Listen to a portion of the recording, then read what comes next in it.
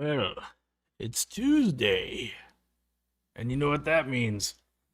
It's Taco Tuesday, hanging out. I think it's gonna be a new day. It's gonna be terrible. Some of you are listening to this in a podcast after the fact form, and you're enraged. Some of you are happy if you're here right now, and some of you don't care. But for me, I think it's gonna work out better. I will have to miss less Sundays because sometimes I got to pick people up from the airport. Got work things I got to do. Tuesday is always a work day, but it's a lot of meetings, so I don't schedule stuff after the meetings, so I can schedule this live stream. So we're gonna hang out.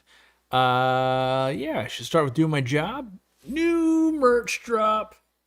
Freshwater is the best water.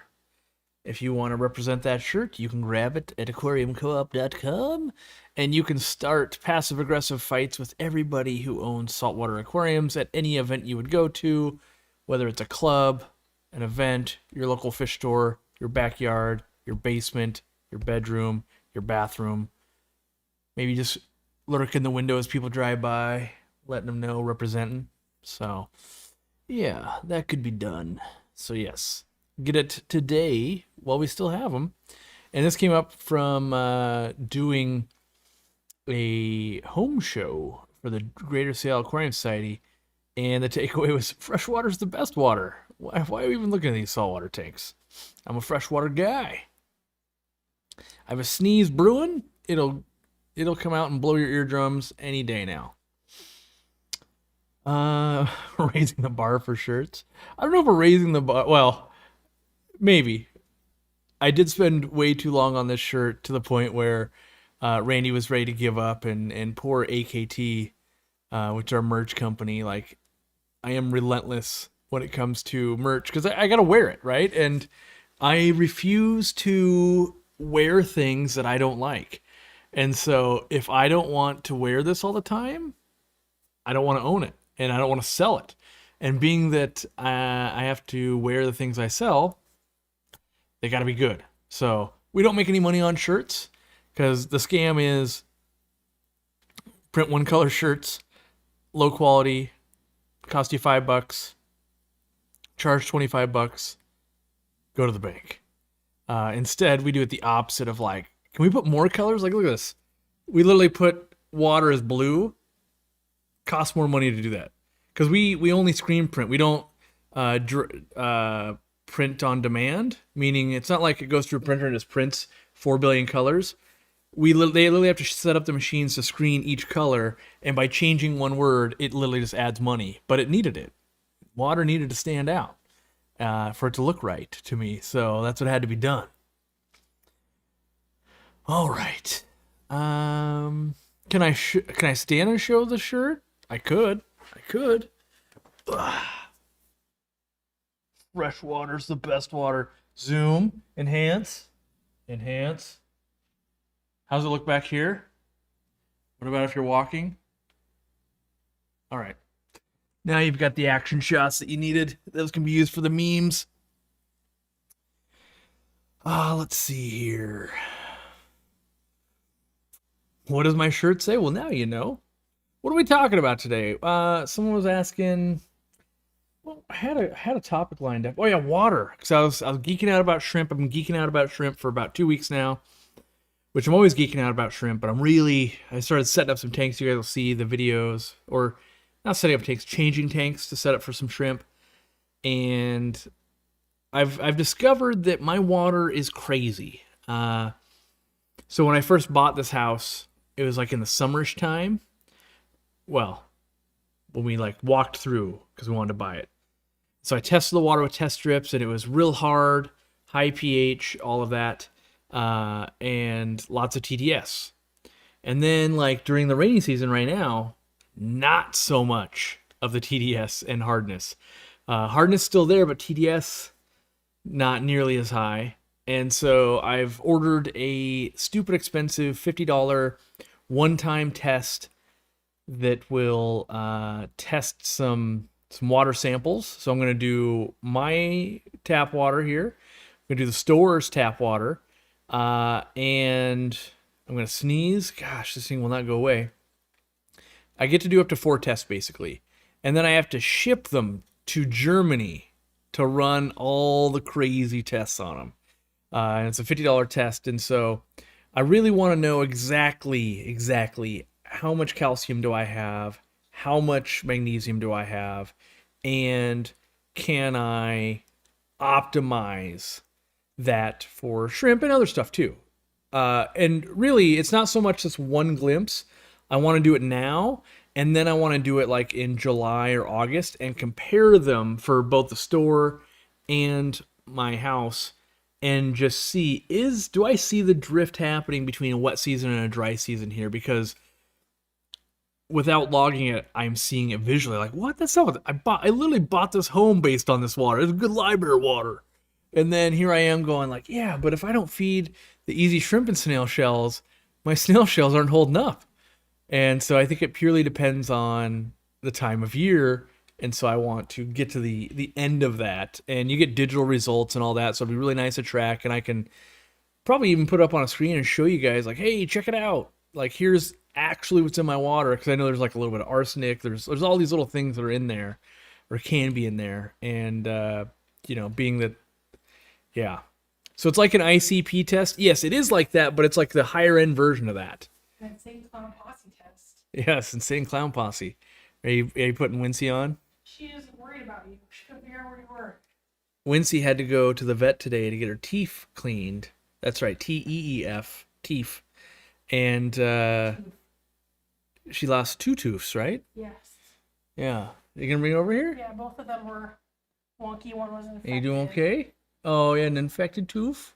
That's why it got removed. It's like, no joke, like this big. Oh. So is it? Is she whining at all? No, she's doing great. Yeah, you're the scaredy pants, but you do well. And Tinky, the fierce one, whined for like 2 or 3 days, just like, oh. Zenzo can attest because Zenzo is here to witness the. Oh. She wants you to hold her the rest of the stream. I don't know if I can hold her the rest of the stream. I can hold her a little bit. See her long time. Yeah, you saw the long tongue. Wait. You gotta come over this way. Enhance. Yeah. She doesn't like that. She's all hopped up on the meds, so. Yep. Oddly enough, one of the new vet techs working at the vet that I go to, named Landon, turns out Aquarium Co-op fan. I was in the car, and my wife comes out, and I was like, oh no, is dog gonna go potty? We gotta walk her. And like, oh no, someone wants to meet me. So that was fun this morning. And if Landon happens to be watching, nice to meet you, buddy. And then I on the way out, I screamed, take care of my baby. And then I came here to work. I just made my first sale to a local fish store.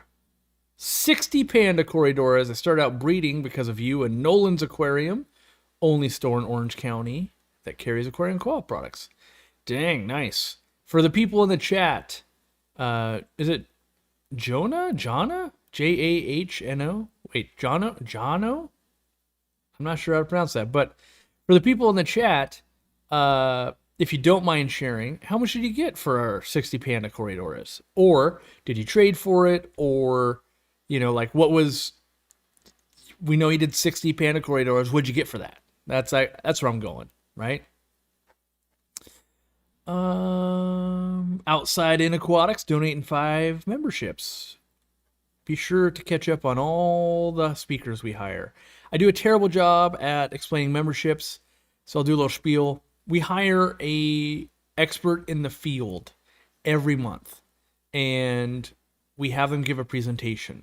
And that logistically is a nightmare because they're all around the world. We have to provide microphones, headsets, webcams. We do multiple tests so that it comes out okay, and we're giving up weekends to pull it off. But that brings basically attending a talk at a club or an event to your home that allows you to watch it whenever you want. And so now there's like 40 of them. And if you become a member for $5, you could watch all 40 talks. The value is insane.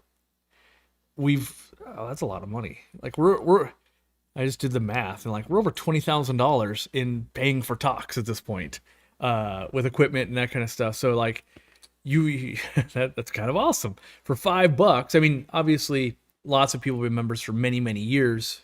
As you see the numbers next to their name. If you didn't know, that's how many years if it's a coin, and it's months if it's a little green thing. But $20,000, and that's literally the cost. Like, I'm not joshing you guys. I'm not amping it up. Like, that's not like, oh, but then he gets a discount. Like, literally spend 20 grand on this, and you can get that for $5. So, um, yeah, and so you get there's people that have been working on certain projects that are 20, 30 years of their life, and they're like, let me distill this down into something. Then there's hobbyists, or maybe all of or not, or there's vets. We've got different vets talking about different diseases or different types of topics like that. We've got specialists in the field, like maybe they study the Amazon River or electric fish, or maybe just corridoras. We've got shrimp breeders and shrimp judges. We've got betta breeders and betta judges. We've got the Shrimp King on there. We've had Dean do it. We've had, and yes, we still pay Dean. I'm trying to think of some other, like, the notables. Like, oh man, we had, yeah, we track people down. We've got one coming up on goldfish. There's another new one that I was like, I don't even know this person. Ted Coletti's done a couple on summer tubbing and breeding Danios and stuff. And so, yeah, so you get all that. That's the 90%, right? That's the 90%. You also get a discount at our retail store and our online store and some of the RPP stores. You get your member super chat type of thing. You get coins. You can get that Yeti at 5 years. Those things cost me lots of money. So yeah, and also sometimes there's like, hey, come to dinner with us at an event. Which, by the way, there's an event coming up. The next event that I will be at is an April's Aquarium event on April 5th or 6th. What's that Saturday? That Saturday is April 5th. Yes, I will be at April's Aquariums in Vancouver, BC. Lots more details to come, but basically there's going to be an event there. So if you're in Canada and you're within 700 hours drive, you should start driving now to meet me there at on April 6th. So later, dude, says Budget Bonsai.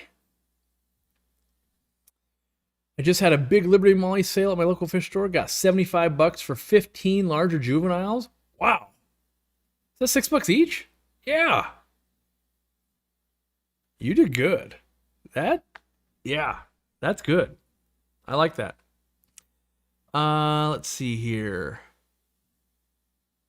I traded, for the first time at the local fish store, I gave him 8 super red bristlenose for 15 rosy barbs.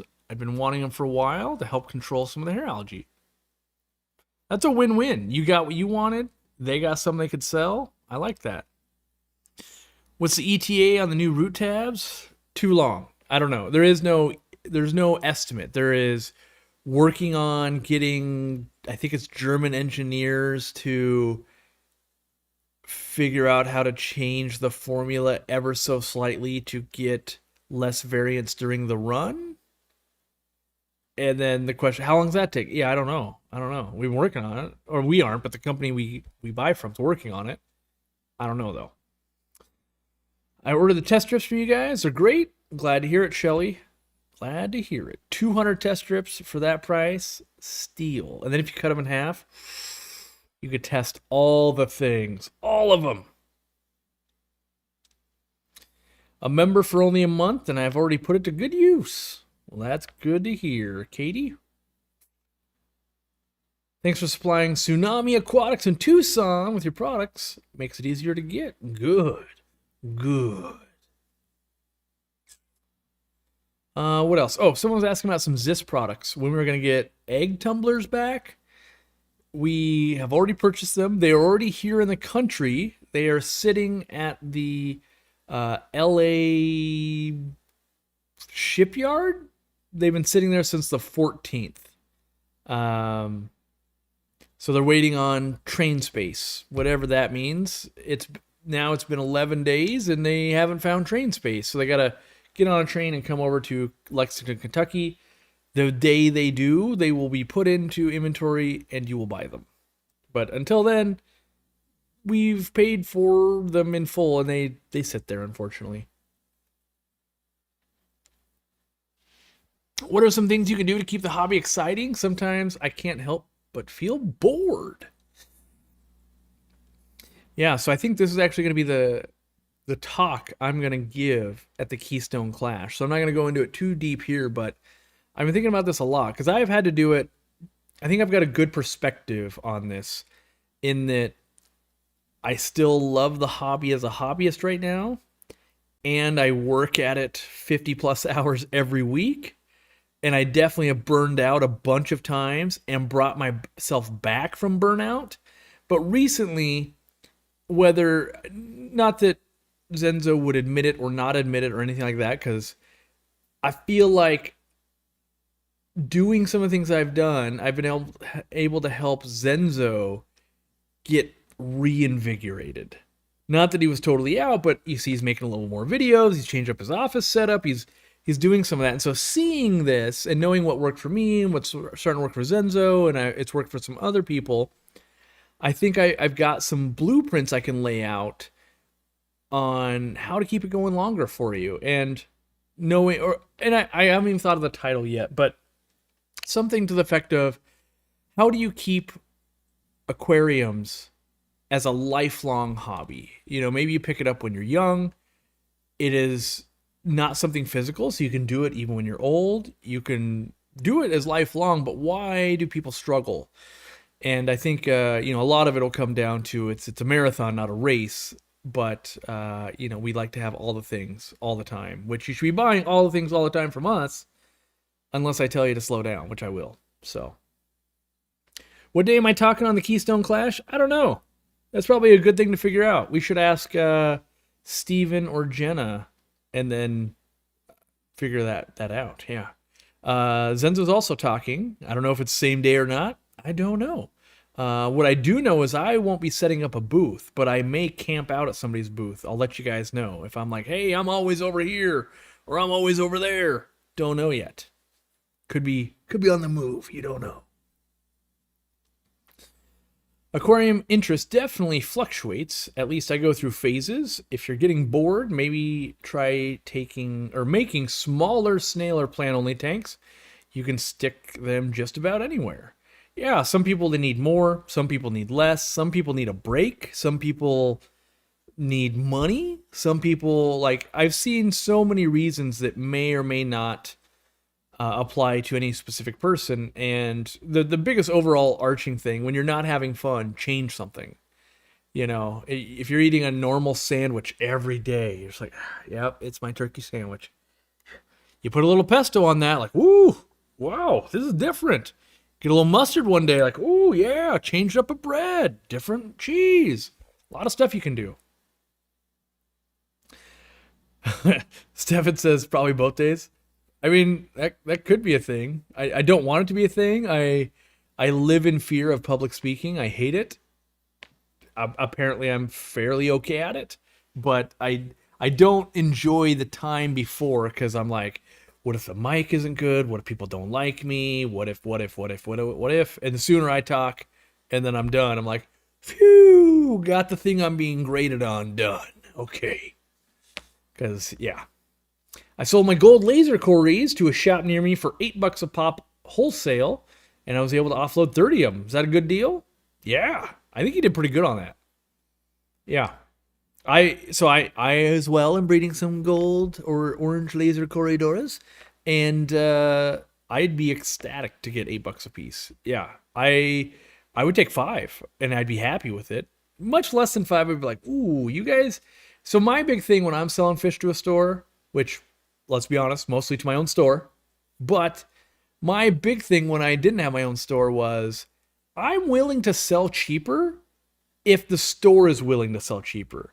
If you're going to move volume and help me move hundreds of these a month to that store, I'm okay with it. I don't want to sell them for $2 or $3 and then watch you sell them for $20 or $30. That doesn't feel right. So yeah, getting $8 and they might sell them for like 20 a piece or 24 a piece, something like that, feels okay. But if they're selling for 50 a piece, like, I don't know, they're not going to sell that many. That ratio feels a little not great. Do I know anything about 173 zebra plecos? No, I do not. What tank size you recommend for a single fancy goldfish? Ooh, this will for sure anger the goldfish police gods. So what I recommend and what I would do might be different things. I will say this. I have watched a lot of families get a lot of enjoyment out of one fancy goldfish in a 29-gallon aquarium. And here's why. Because instantly people are like, this guy, why does he even watch him? I feel that a 29-gallon tank is very accessible to the average family. It's very easy to do large water changes, stay on top of filtration, all of that. It feels manageable. And so when you tell them, yeah, if you do some great maintenance, like once a week you're water changing, you've got a pre-filter on the hang-on back or the sponge or whatever it is, like they're more likely to bang through that in 20 minutes once a week than it is to like, yeah, you're going to need a 40 or a 55. And then all of a sudden they're only doing, maintenance once a month or something like that. And so I like the smaller-ish tank because it feels doable. And then also when you sell someone the bigger tank, like the 55, they get 1, 2, 3, 4 fancies. Can I get some other fish in there too? Where that 29, they basically everywhere they look online, like, oh yeah, I'm on the low end. I better just keep the one. And it grows old and it's big and it's awesome and they're loving it. And they're not worrying about, oh no, I got a boy and a girl and the boy's harassing the female nonstop and the fins are all frayed and this is going on and that's happening. So I like that. But do what you want. Do what you want. 120 liters, 40 gallons. It's better to have one angel or 3 angels in that size. I personally would have one. One can't fight with itself. 2, you could. 3, you split up aggression if you're trying to breed them. Hey, that's something else. But if you're just going, I would like to keep this as a pet, 1 is easier to take care of. Corey, help! Help! I'm seeing flashing and scratching in all of my tanks. Not all, but 1 here and there. Should I med trio or just use 1 medication? This is a hard one to answer because it's like you could be overreacting or you could have a massive outbreak on your hands. Here's what I would do. All I can tell you guys is, what would you do, Corey? Probably nothing for a few weeks and just like, all right, yeah, something might be going on in there. Let's see if anything breaks out. No, nothing broke out. Okay. Then, if I'm being honest, I would probably follow up with praziquantel. Prazi Pro by Hikari. It is just praziquantel. In my opinion, a little more mild, as in on your tank overall, but good at gill flukes and external parasites. And it's a week-long bath for your tank. So you put 1 dose in, let it roll for a week. Seems to help out. That's what I would do. And you're going to go, but Corey, I got the Med Trio and General Cure has praziquantel in it. Can I just do that? Can you? Yes. Is that what Corey would do? No. I would have also Prazi Pro. The praziquantel that's in the Prazi Pro, is it a higher strength? And I prefer that. And so, can you? Yes. Would you, Corey? No, I would do the other one because I would own both. So, that's what I would do.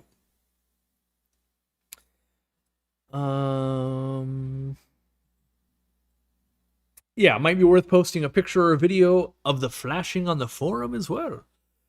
A picture, 1,000 words. Video, 10,000 words. It goes a long way. I should probably do my weekly sales pitch on the forum. I'm tired of social media. I don't consider YouTube to be social media. I consider that to be I consider YouTube and the way I use it more like Netflix than it is Facebook.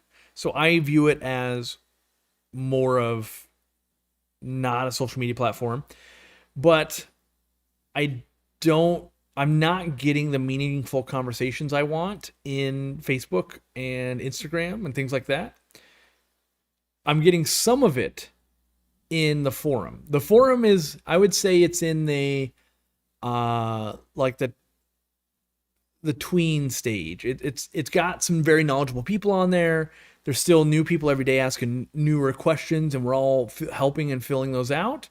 But we haven't fully fleshed out some of the more in-depth topics and forums and things like that. And as we kind of collect people over there, that is a natural progression.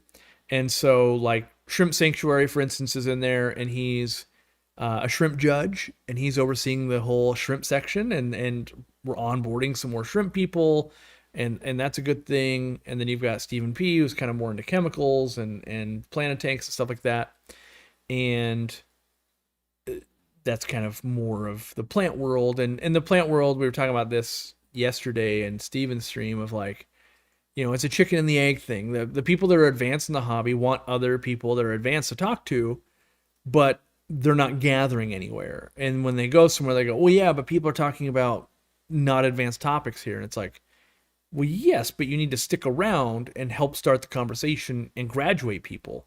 And so if we don't do that, we won't get high-end conversation. And that's, kind of the chicken and the egg problem of like, well, how do you break that cycle if you're not willing to, be the change we want to see? And so I've been investing lots of time and making the forum, in my opinion, better, updating software, doing things, and it's allowing people to have more journals and just build better relationships. One of the features I implemented just yesterday or the day before was everybody gets a country flag now, so you can instantly see what country are you from. A lot of people don't know you can buy and trade fish on there, so that's probably a decent lure for some people. Someone in Nevada, or was it Nevada or Arizona?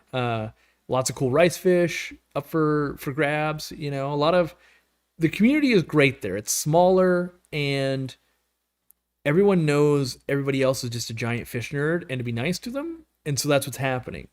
Where on social media, that doesn't always happen. It's everyone's got a different agenda. Maybe like obviously I understand that part of our agenda is to grow and we're a business, but we curb all that. There's no algorithm going, oh yeah, we'll steal their time this way. We'll sell them stuff over here. There's no ads. The only ads like, yeah, it's Aquarium Co-op crap. Like, yeah, you should use Aquarium Co-op crap because that's why we're there. But, there's no trying to sell you other stuff or anything like that. So it's the pure intention, the overall, what's the North Star? Nerds talking about fish stuff and a place to come in and see long discussions. That's the North Star. So is Tuesday the new day? For right now, it's the new day. Yeah, I looked at my schedule going, what days am I going to miss the least, knowing I've got to travel and do events, and I've got meetings, and I've got all these other things going on. And Tuesday was that day. I was like, I have executive level meetings every Tuesday that do not get missed. And so if I think the live stream is important, let's put that right after those, and it won't get missed. And so today's that first day of it not getting missed. I will leak a little thing, a new thing coming out. There's a new, I'm gonna call it a podcast coming out. We don't have the title yet, but I liked something with Mulm in it. Like what do I, the Mulm podcast, Talkin' Mulm. Replace Mulm with a different poop related word, and we've been riffing on that. But the podcast, if you will, the other one was From Fish Room to Boardroom. It's basically myself, Zenzo, and Randy, my vice president of Aquarium Co-op, talking about fish stuff that we're interested in, maybe fish news, business stuff, all that kind of, because we have all these cool meetings, and I'm like, people, if they could be a fly on the wall, would love to hear like what, like the stuff we're dealing with Fritz, for instance. Like, Corey, why are you basically sold out of medicine, you fool? You should order some. And I'd be like, yeah, bought tens of thousands of dollars with that quite a while ago, still not here. Unfortunately, they sent the pallet to my retail store on the wrong side of the country. And then they sent it to Lexington, where it still has not arrived. That sucks. So just stuff like that. And yeah, so you can get the inside track on a lot of this, the stuff we talk about in business and like what do we see, what's going on, what can we do. But then also the goal is to have topics and then Zenzo to keep us on track because Randy and I will mull 'em out on stuff and be like, yeah, what were we talking about? Oh yeah, we were talking about what makes a good fish store apparently. And so we're going to record that, not live, so that we can hopefully get it done every single week. You know, we might have to move that time slot around that we're recording, and then we'll try to release it every week. I'm going to try to get maybe an episode or two ahead just in case, because like Zenzo's in town next week. We intend to film again next week, but what if something goes crazy? Yeah. I need more good fish podcasts. I'm also interested in the business side. Yeah, I mean, most people, well, I can't say that. I think a lot of people are moving. Data shows this as well. And the way I explain it to people on my teams is like, look, I am watching more and more, like I installed one in the fish room, more YouTube on TV, Netflix style, basically. And I'm not going to queue up a 7-minute video. I want to queue up an hour or more. And then I want to clean a tank or work on a project. I want to do my main task, whatever that is. Could be folding laundry. I never fold laundry. We're joking. But whatever your main task is, queue up that thing for like an hour, and then, then you watch something else. But if it's every 7 minutes, you can't get anything done. So, yeah. Ooh, I like that. Off the rails with Randy. Randy will take us off the rails. I should start this live stream bets. How many episodes until Randy brings up Warhammer? It's gotta be within the first 3. I know it. It's gotta be. Gotta be. There's probably a bunch of funny stuff we could do with that. Like, how long until Zenzo brings up? What would Zenzo bring up? I bet you he'll work in mountain biking, which Randy's a big mountain biker too. The Mulm files, the Mulm diaries. I thought about trying to like name us the Mulmy Bottom Boys, like the Soggy Bottom Boys, and then get someone to like cover a song. Is it Oh Brother Where Art Thou? Is that the movie or the song? Either way, but make it somehow funny. But that became a lot of work, and I was like, this will never get done. So we just need to like just do it, and then we'll figure it out later. Mulm's the word. That's clever. I like it. Laundry, is that a new co-op product? Yeah. Thank goodness I don't have to wash laundry for my job because I'm terrible at it. We do have, by the way, we did get to a level where we have a washer at the store to wash towels. Those are all the things you learn at scale, by the way, that when you're an owner-operator, like when I used a bunch of towels, I would bring them home, or Katie would, Dorcula would be like, hey, do you need to clean towels? Like, yeah, I do. We bring them home, we do a big wash of them, bring them back. Well, when you don't work at your own store anymore, you're like, wait, yeah, it doesn't make sense for someone to bring all this home and wash it in their washer. Like, could, but I don't know. So then you end up buying a washer and maybe a dryer to do just towels at your fish store, which that never crosses your mind. Early steps of opening up a fish store. You don't think about that. Going, oh yeah, I'm gonna have to set up all this stuff because you're like, I just take it home. Well, yeah, you don't do that anymore. So, yeah, the washer was teeny tiny. It is a small one. It is a small one. What hobby drains one wallet the most? Aquariums or Warhammer? Yep. Replace one drain with another. 3D print Warhammer stuff to decorate a plant. Yeah. What is my wife talking about taking over? I told her today that, she was saying like, I never get recognized. It's always you. And I was like, how about this? I did the first 10 years of YouTube. How about you take the next 10 years? Like, I am fine with this trade. Like not that I can't go anywhere, but it's been a long time since I could be like incognito. I do daydream about being able to walk into pet stores and just being the introvert that I am and be like, I don't talk to people. I only look at animals. And that doesn't exist anymore. And so I just avoid pet stores. Like, yeah, I don't know. There's nothing I really need there, so I don't go and just peruse like I would. Mm, let's see here.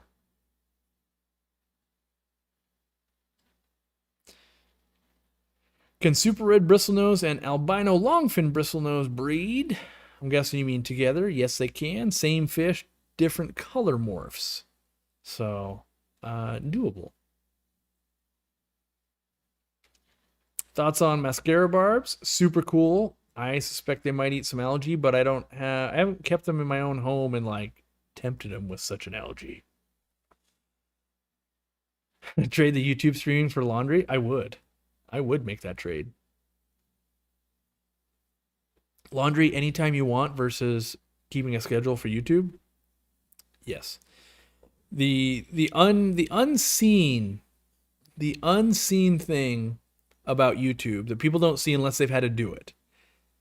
You might think like, oh, you might be an editor, like unless you've had to make the videos yourself, you don't understand the writer's creator's block, the oh, that project's going to take you 4 hours without a camera. Now it takes 2.5 days.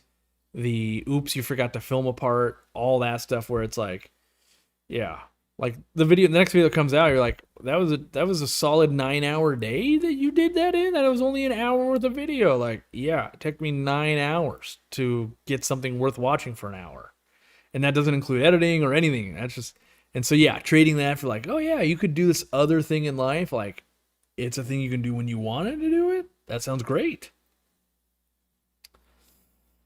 Let's see. Do I carry around wild caught Cory coins? Let me see. I do mostly. Do I have one here? If I give them out, sometimes I forget to reload. Oh wait, is it in the outside pocket? Yeah. Can I show this one? Let's see. Yeah. So I've got the wild caught coin still on me. But I do make it so people have to ask. If you don't ask me for it, I don't hand it out because too often they're like, "What is this?" And then I have to explain it, and then it's like, and they're like, "Cool, I guess." And like, okay, that I feel real stupid right now. And then I also carry around. This is my business card. Very few people have gotten one of these. I won't flip it around because it has contact info, but this is how I stand out with somebody that I actually want them to, email me or like, hey, I want to do business with you or I want to do a thing. And then I hand them this and then they look at it and they go, wow, this is different. And like, yeah, don't lose this in the stack of other cards that you just thought no one cared about. Like I just spent several dollars to hand you my business card. Play with it. Keep it on your desk. Don't lose it. Actually email me back, please. And so yeah, I keep that pair in my wallet.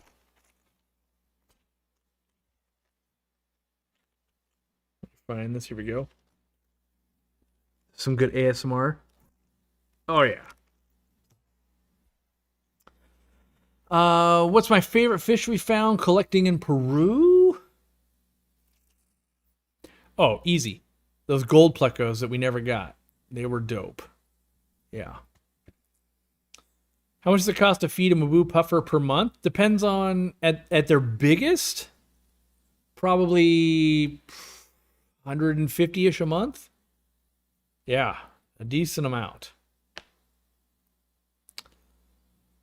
What happened to the really nice green terrors like 30 years ago kind?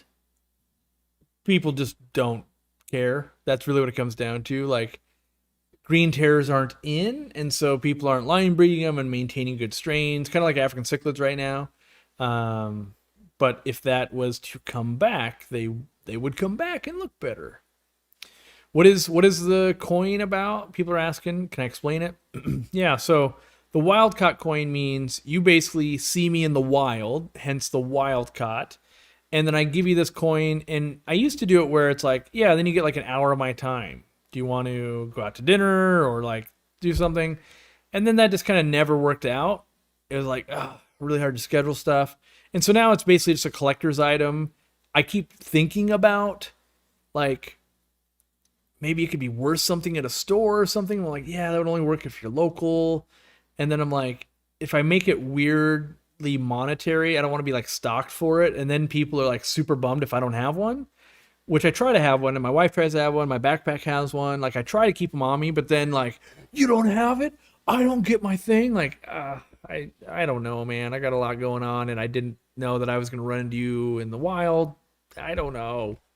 Originally, the original premise was a get out of jail free card. That was the original intent.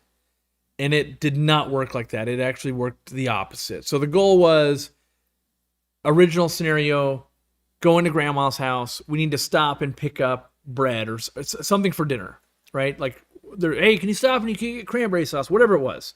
We're like, yes, we can. So we go there and I get recognized, and it's a 45-minute talk with fans where even the wife's like, yeah, kind of got to go. Like, family's waiting on us. And like, yep, gotta go. Yep. And then one more question, like, sure, yep, one more, yep. And then like, yeah, can we get pictures? Like, yep, come on, let's do that too. Yep. You know, and so we end up being late, and I was like, what if I had this get out of jail free card where I was like, here, take this coin, and at a different point, redeem this for like an hour of my time where grandma's not waiting, the family's not waiting. And it's never worked out that way. I've had some very cool dinners and done stuff with people, but it hasn't gotten me out of the, the time crunch thing, the get out of jail free card that was the original. And then for a while, I was like, I'll keep them with me, I'll hand them out. And then like people at the airport and stuff, and they'd be like, Corey from Aquarium, it's so cool, wow. And then he'd be like, you want the coin? They're like, what's this? And like, this is actually taking more time now. Like, this is the opposite of the original intent. Like, okay, I just need to I'm going to carry some, but yeah, I don't know. I feel like we need a good candy rant. It's been a while since we've talked about candy. Missy Gold. Old days of talking about Werther's Originals. Yo, don't get me started. I got my old man bag of Werther's Originals right here. You get into too many meetings, you do too many long videos, you start losing your voice. Werther's Originals gotcha. There's no like, oh, Corey doesn't like Werther's Originals. These are on hand for Dean and I and other people all day long. I will have them in my backpack when I'm at Keystone Clash and that kind of stuff. They're somehow the magic in these things, they work better. They work better than like a cough drop or something. Like, they're magical. I don't know what it is, but they work really, really well.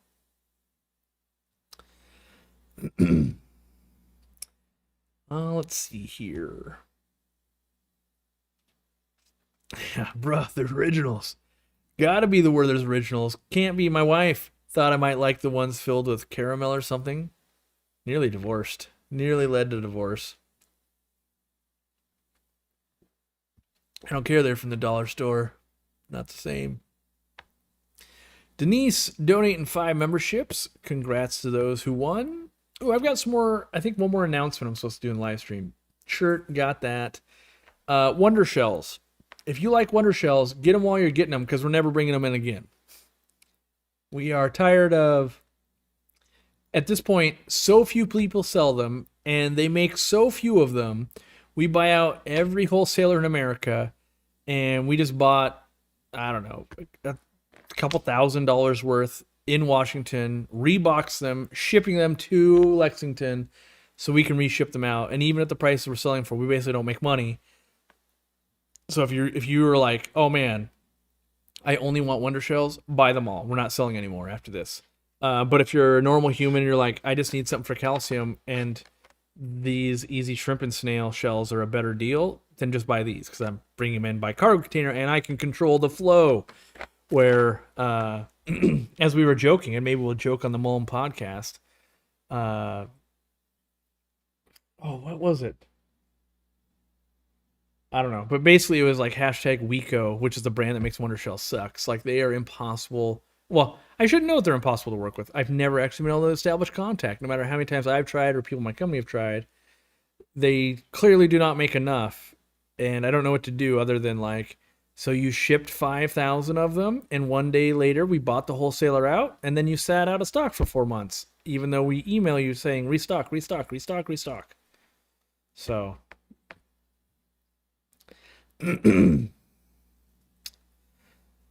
let's see here.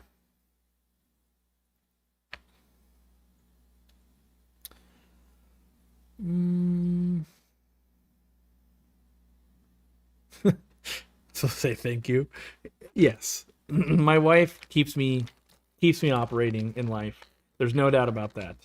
But as picky as I am about shirts and everything I test, you can't spring a different type of Werther's original on me. That spawns a whole level of investigation that nobody wants. Nobody wants that kind of work ahead of them. The next hour will be brought to you by Werther's Original, clinking around in my mouth. That's all I'm doing. Where would I like to see Aquarium Co-op in 5 years? I haven't thought about that. That's a good question. The big goals would be more international trade, as in we're selling in more countries, and then more RPP stores. Like in 5 years, I'm hoping for like 1,000 stores. Right now, as of today, I think we're at 221. So, yeah. Easy Green in Canada can buy from April's Aquariums. Yes, you can. For your conversation about Werther's Originals. That's right. Ever getting broadleaf water sprite? Oh, yes. Oh, yes. I actually believe all of the water sprite we have in the warehouse right now is broadleaf. I can't be sure because every time I make a change, places run out of stuff. But to the best of my knowledge, I've got broadleaf that we tested out. I confirmed it. We're bringing it into the warehouse. As long as they're still shipping it, even though we're not calling it that, you'd be getting broadleaf from us right now. I should 3D print my own Werther's. There's probably a candy 3D printer. Sounds like a good business expense.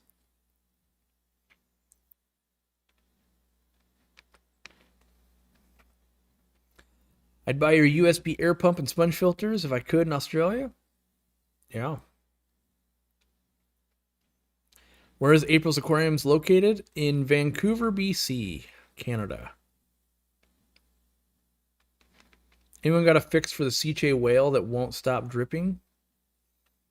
Yeah, don't buy one. I know that sounds crude, but that's literally the reason why I stopped selling Seachay products way long time ago. Canister filters from Seachay sat around so long in the warehouses that their seals were bad.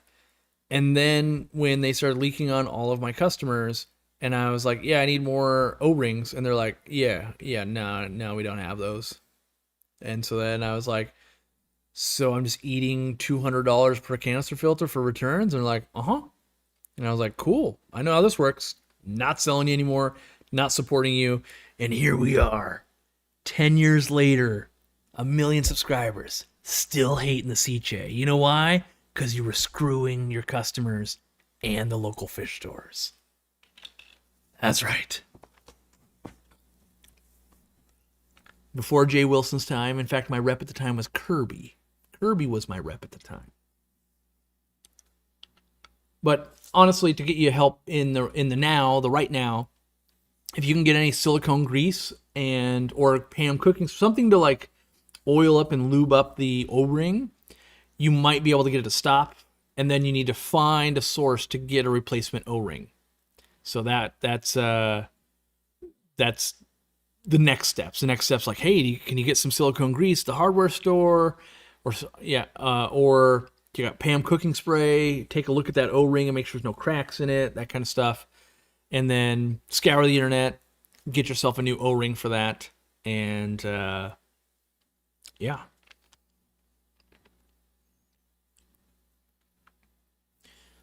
I'm working on a shirt design. I'm thinking about putting our sponsors on the back.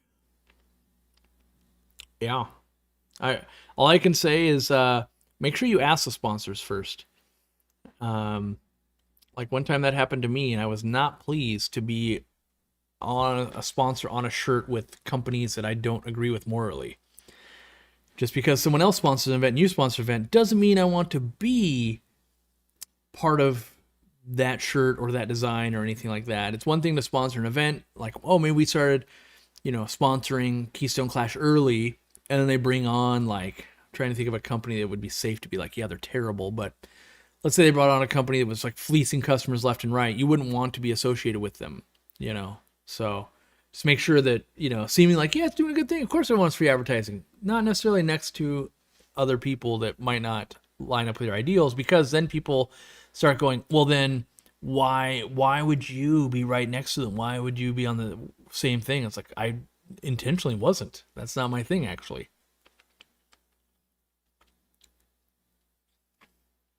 Just filled my cart with wonder shells. He's going deep on the wonder shells.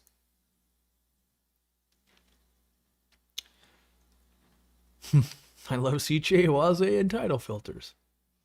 To be fair, I think tidal filters are the best out of those three, which I don't like any of those, but yeah.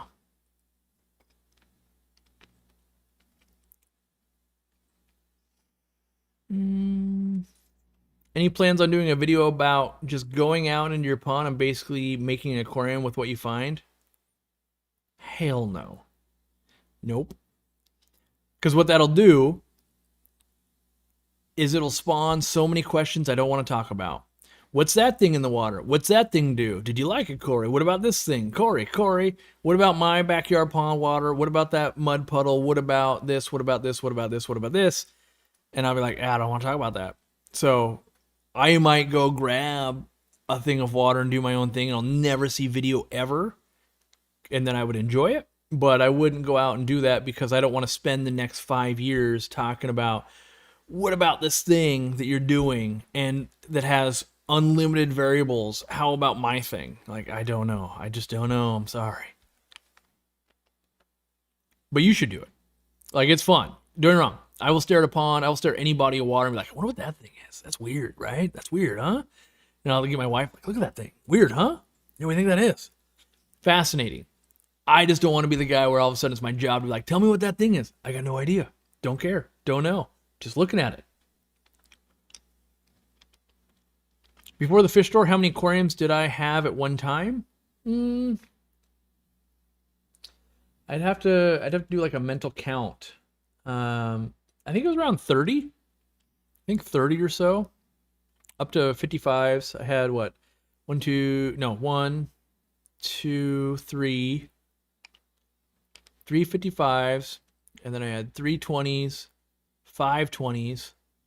That was a rack of 20s, so that would have been 4, 8, 12, 15 20s, and then I had rack endwise of 20s, which would have been 4, 8, 12. Yeah, so that was around 30 to 40. But then I also redid and did some 40s at one time. And then I also had the 305-gallon tank in there as well.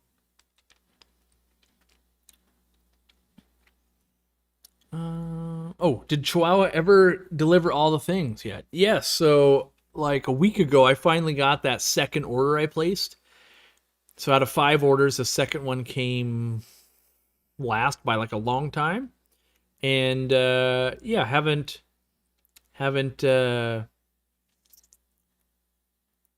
haven't put a lot of it into practice yet. I just haven't had time, but at least now I have all the parts. And then, of course, there's things like I wanted to use a doser, and they use a stupid small tubing size, so I had to order that. I have that now. And now I can put some stuff together.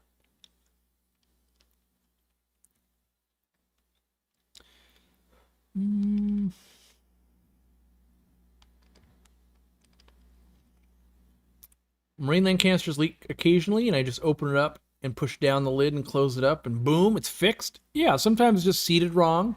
Sometimes it can get pinched a little bit. Yeah.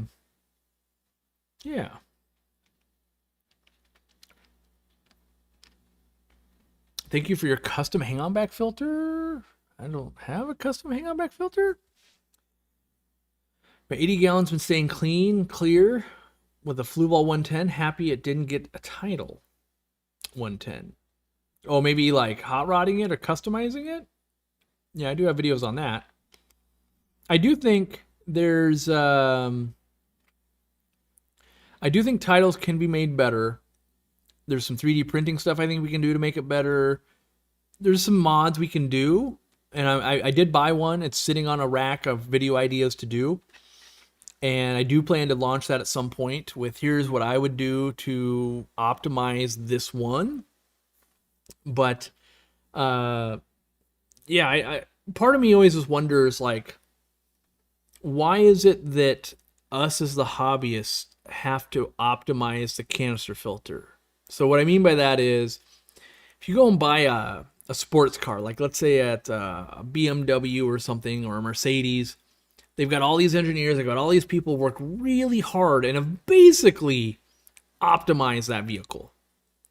When you get a hang-on back, not optimized, and as a hobbyist, we can actually optimize them more.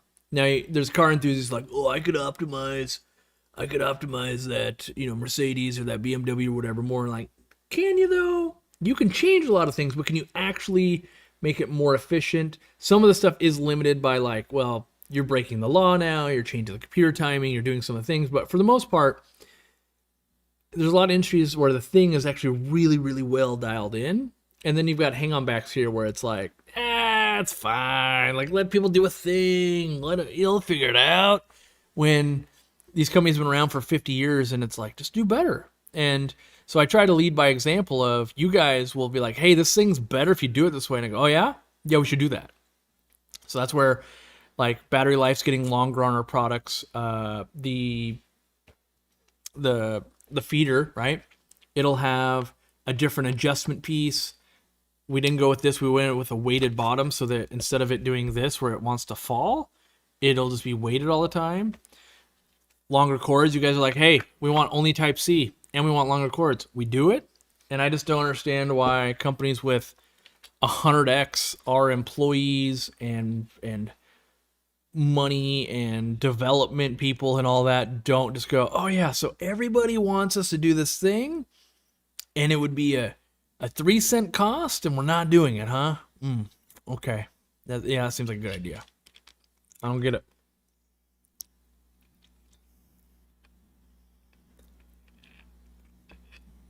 Yeah, there's game companies that do that, let modders fix their mistakes. Yeah, and I get it if you're like an indie company, small, and you're like, hey, we had to push the product and we just got to start making some money.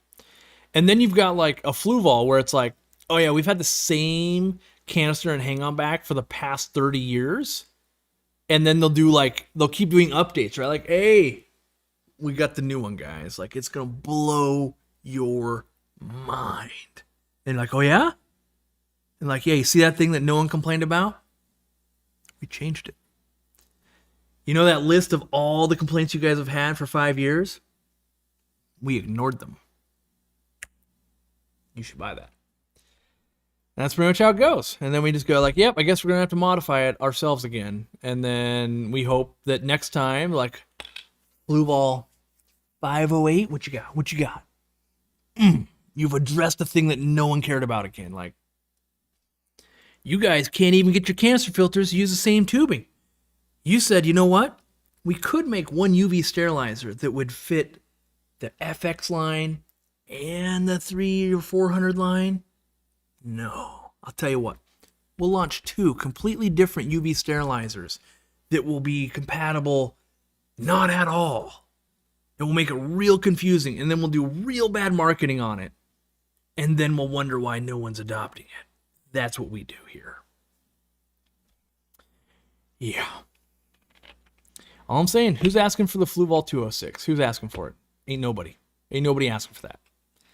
Who is like, you know what? I realize, or not the Fluval 2, the Fluval FX2. Like, I know we've got a 106 and a 206 and a 306 and a 406 and an FX6 and an FX4. But you know what we don't have? We don't have an FX2. You're right, we don't have an FX2. Launch it. And the thing that pisses me off the most is that by doing all of these things, like the biggest complaint about the FX line is the fact that it won't fit in like half the stands you try to do it, like unless you got wide enough doors. And they didn't even like shrink it down enough to make it better. So, yeah. Flu ball still be tripping. I mean, I think that's at this point, that's got to be just like one of the never broken rules of aquariums. Flu ball be tripping.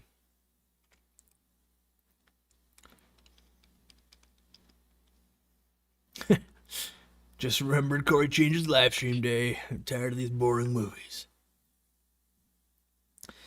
Someday our choice will be United Pet Group and the Aquarium Co-op products. I mean, companies are getting gobbled up left and right.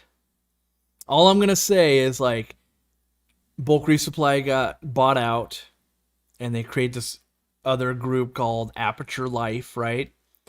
And then there's been talk like, man, they sure have been working a lot with these people. And now it's like, oh, Bulk Resupply sent out a thing about worldwide corals and this to buy fish and corals. Like, I'm just waiting for like Aperture Life has now acquired this coral company and this saltwater fish company. And then you'll wait another 2 years and they'll be like, turns out Spectrum Brands has acquired Aperture Life.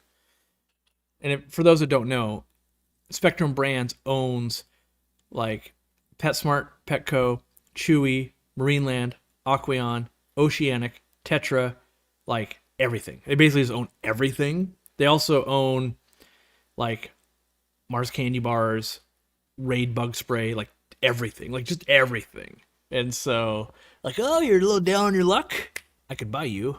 And then people go, yeah, buy us. And then they just go, well, no reason to get better. We own all the aquarium manufacturers. There is no competition when you own them all. Like, oh, that's a bummer. What canister is the best or better than others? So I have to give credit where credit's due. I still believe if you're like, I need to buy a canister filter, Corey, what would you buy? Most of the time I'd be like, a Flu ball. The price point, the availability of parts, the videos on how to like put it together and do everything, they're still winning. But just because someone's winning doesn't mean they couldn't be doing better. And so there is a use case for some Eheim stuff here and there. I think Oase is too high priced in my opinion. And support for Eheim's not great either. They're not, if you're in Europe, sure, but in America, not so much. And then also, if you already own one, just use that. If you can find one at a garage sale, just use that. If you want to try the $27 Higer or, Aquaneat or whoever's brand one, try that. That's fine. But if someone's like, hey, I need this like to not leak. It's at my grandma's house. I need to be easy to service. I need parts readily available and all that. I'd be like, yeah, it's Flu ball, man. You got to get Flu ball. That's where I would, here's this Flu ball for you. That being said, I don't even have a canister filter for sale at my store, online or in the retail store. So I'm supporting none of them, but that's who I would point them to. API, no. Maybe back in the day when they were doing well with the Rena brand, but they were price gouging people so hard on their impellers that it still leaves me salty to this day. Hard to get, and yeah. Picked up a Seachay Whale 500 at Petco for $47. Hey, that's a bargain. $47 to drip water on your floor, bargain. Do yourself a favor, just go ahead and buy a bunch of O-rings and stuff right now, and you'll be good to go. No, chances are at $47, your odds of it working fine, good enough. And if something goes wrong, buy an O-ring, you'll be fine. At the end of the day, we're touching water to bacteria, do it any way you want, and it doesn't really matter. If we're going to go pay top dollar, like, hey, I'm going to go spend $200, $300 on something, I just expect it to work and be easy to use and have good instructions and then replacement parts. That's just the way I feel. But yeah, $47 on a Seachay Whale 500. My brain is already like, yep. They're going to the same part I've already been to of like, yeah, Seachay whales don't sell and they got problems. We need to clearance these right the heck out of our business. which they're so close, by the way. That's what drives me nuts. It's not like they don't know how to do better. It's like, yeah, just solve the pipeline problem where cancer filters are sitting for too long in warehouses, drying up. Like, how about you inspect them? How about you put a new O-ring in each one you're going to sell? How about the stores that sell them, they get a box of 100 O-rings just to make sure it's right? Like, any of these things. And I just know I literally been down a path where I was like, I need O-rings. And they're like, nope. Okay. So even if I'm willing to do all the work, you're still just a nope. Like, okay, I don't sell this. I don't support it. I was just having a rant today about refillable pens and they stopped selling the refills. Yeah. To be transparent, we do have replacement diaphragm. Oh, they must be over there coming out. So we're starting to produce our own replacement parts for our own crap, so that I can still talk crap about other people. So there's that. I hated my Seachay whale. The pump has never been solid for me. That's all I'm saying, man. They lean behind like, yeah, but we got Italian-made motors. Like, cool. Except they leak a lot and your support is terrible. So that's the problem. You gotta put the full package together. The more money you charge some, the better it be. Gotta be. Too bad they can't put the O-rings sealed in plastic bag in a box. That would probably be too confusing for many customers. Yeah. You do get that too. I mean, there's a whole thing about business where, like, CO2 regulators, it's just too hard to sell them to customers. People don't understand how it works. You're just going to lose money trying to teach people how to use CO2. And you're going to be like, no, I know how to do it. Like, yes, you do. But the 300 people around you that just got a tank 12 minutes ago and want their plants to survive should not be playing with CO2, but they've handed you $200 and you are now indebted to them until that thing works. So, yeah. Hey, I'm Italian made. Well, there you go. You might be a little leaky, Brian. You might be a little leaky. Just saying. Thoughts on Twin Star lights? I haven't put my own, like, I haven't had, well, one, I've never had one on my own aquarium. I haven't put my hands on one in like 5 years, like at a show. So I don't really have an opinion. Could be the best thing or the worst thing. I don't know. Don't know on Twin Star. Price point to awesome ratio right now? Question mark. Do never clog air stones eventually clog? And have you seen wooden block ones, and do they even work? The wooden ones do work. Crazy fine bubbles. Takes insane pressure. They do clog up. Never clogs. Bigger bubbles. Not insane pressure. I've never witnessed one clog. That being said, I've said that kind of stuff before, and then you've got a guy that, like, or girl, you got someone where, like, over here, like, it was in the same room as someone who sneezed and they're all clogged. Like, what is going on at your house? I don't get it. But I've had some running for like 10 years in ponds and stuff, never had a problem. So I won't say it's impossible, but I will say it's the least likely to ever clog on you. Like our weighted air stone, which we don't even call them never clog anymore, because I learned you say never clog, and then you're like, I'm sorry, sir. At year 27, it clogged when I fed a beaver through a wood chipper straight into my pond, and it turns out the guts got in there and clogged it up. Like, well, I had not tested that factor. You should probably not do that. No, it's my beaver pond. I grind beavers into it. That's how I make the dams. Like, oh, that's a different strategy. Didn't know that one. Sarah's another rant topic. I like the guys at Sarah. At least that. There is at least that. I like Klaus and Frank at Sarah, so there's at least that. And it's over their heads on changing their product line to natural and all of that, so nothing they can really do. Their stuff's still okay. It's just not... See, the problem was their stuff was like a great, and then it like went down a notch. That's a bummer. Where a lot of these companies are like, yeah, you're pretty good, but you could totally go up a notch. I'm choosing not to. Which is kind of the same way over here, but at least they've got a strategy of like, we'd rather be natural than better. Like, I guess that's a thing. Like, if Europe's responding to that, I can't fault you for that, I guess.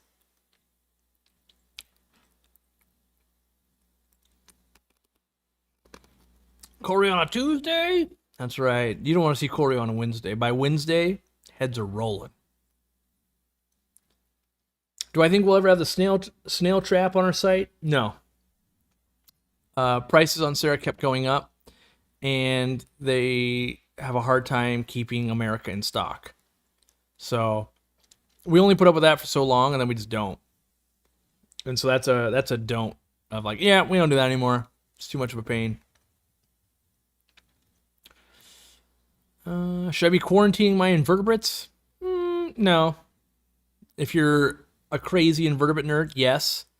If you're an average person, like, no, because they really don't carry that many diseases on average, and it'll be localized to them. So, some people will be like, but they could bring in the shrimp disease. Like, sure, do you have other shrimps? No. Well, then does it matter? Whether you quarantine them off the site or not? Like, not really. But yeah, if you had like, oh, I've got a whole farm of shrimp going, should I quarantine? Like, yeah, you definitely should. Yes. Yeah, do that. How does the European market vary to us? I don't get that, to be honest. Well, it's probably because you don't live in Europe. Like, in general, this is a very gross generalization, by the way. So anyone who's about to get offended, no, I'm prefacing this by telling you don't get offended. So therefore you can't. It's kind of like saying no offense and then calling someone a dummy, right? So I'm prefacing this with, you're not allowed to get angry about what I'm going to say. I have set the law here. You cannot get angry. In a gross overgeneralization, in aggregate, like the US market wants the biggest thing for the cheapest price possible. Quality doesn't matter. Germany, for example, wants the highest possible quality. Money doesn't matter. And in fact, if it's more expensive, it might be better for them, as in, like, now I know I got the best. Then you might have a market like India. I want the cheapest price and the smallest size, but the best possible value. So I want the price like I was buying that food 55-gallon barrel at a time, but I want to buy a handful of it at a time at that price. And when you're making a product, depending on what market you're in, you need to cater to where you're going. And so if you have the same product, you're like, hey, I sell this thing, which, like this thing, these are Beats by Dre. Quality? Great. Hurt my ears? Yes. Being returned? Definitely. But this might do terrible in India, might do great in Germany, and might just do okay in the United States. Might do, it's probably going to do really well in the United States. But depending on if you're like, oh, but we're primarily wanting to sell in India, like, this is not the way you would market this product. And so Sarah, same thing, like in Europe, the natural, less dyes, less fillers, less things in Europe was the marketing way they were going to go, but it also changed the foods and made them less good, as in the fish didn't want them as much and the price went up and these things. And that doesn't resonate as well for our US market. So it's not, and that's what I'm saying is, like, I can't even say it's wrong because 95% of their market's in Europe. So, like, of course, just like 70% of our customers are on the East Coast, and we moved our warehouse to the East Coast. And there's 30% going, you fool, but I live over here. And we go, I know, me too. But 70%'s over here, so we went over here. And that's just the way business works. Yeah, you guys didn't know that as long as you say no offense, you can say whatever you want after it and it gets a pass? You didn't know that? Man, you guys got to learn.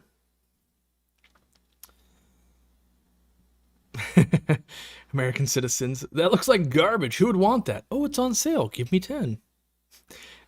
Yeah, and even like if you even just break down one, let's say you just break down America, which America's huge, by the way. Like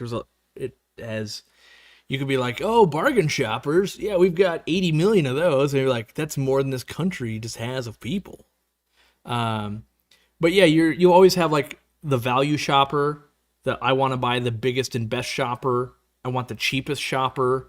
I want to trade for it shopper. Like, there's all these different demographics, and you can't you can't cater to all of them. Like, it's just not how business works. You can't really have high end $500 bottle of wine type sit down restaurant and it has a drive through window. Like, it won't work. Because the person that wants a $500 bottle of wine won't go to a place that has a drive through. Just won't.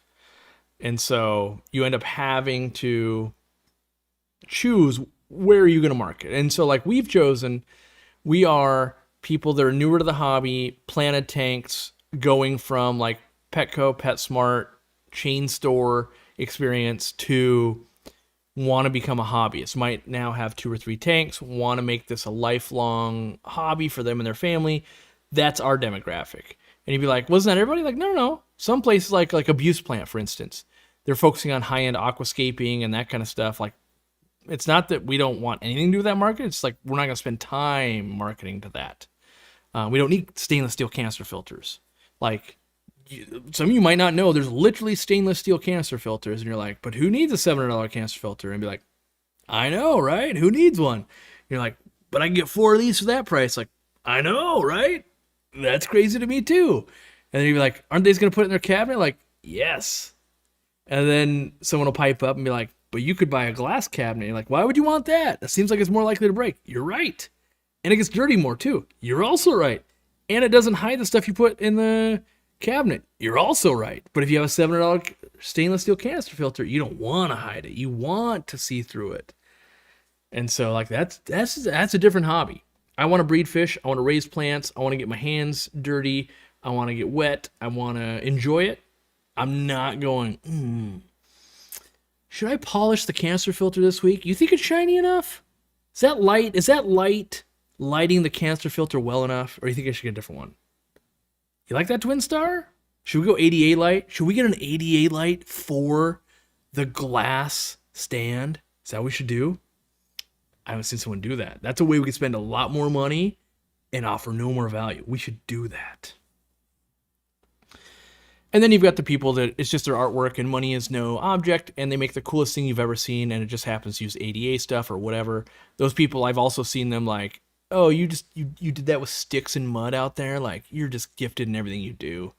But whatever your passion is, do it. We are here to help you get from, I don't really know what I'm doing, to like, hey, plants are working. Hey, and there's value. Like, we're the value brand, I think. No offense, by the way. Oh man, we should call that podcast the No Offense Podcast. No offense. Hey, there we go. We got the marketing team ramped up. Echoed just said you call it the Merlot and Go. See, the Merlot and Go. I like it. Have I gotten fast food lately? Took my grandkids to a big chain. Next time I'll go to a sit-down restaurant. Yeah.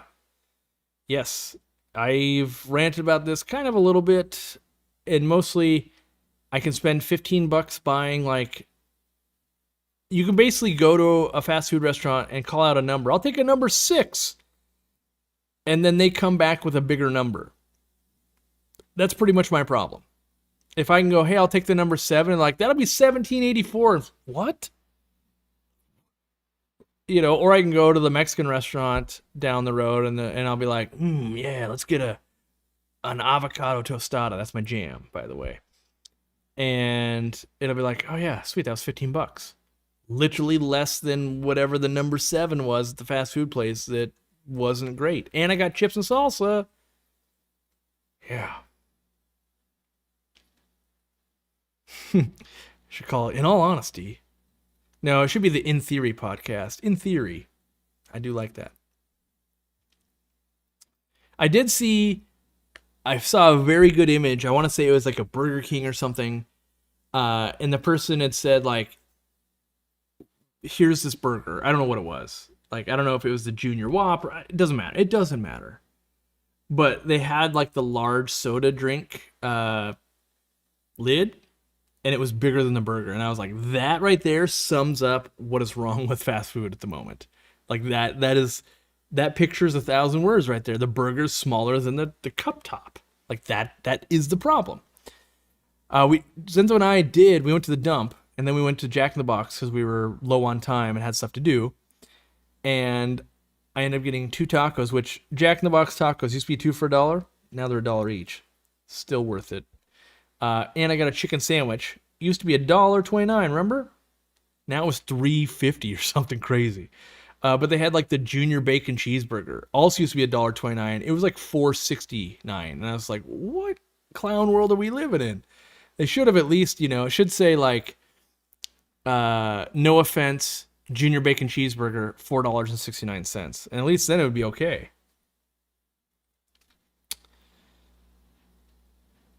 I was checking my water change buckets for fry, and I can't get up.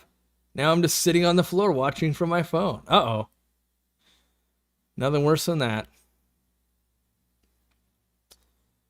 Let's see. Wait.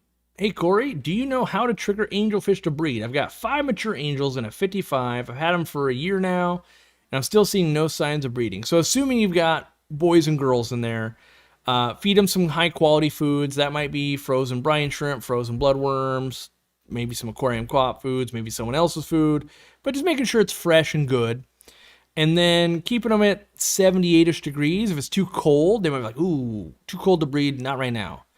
But those are the 2 main things. Boys and girls, good quality food, good water quality also. That goes without saying. Can't keep them in terrible conditions.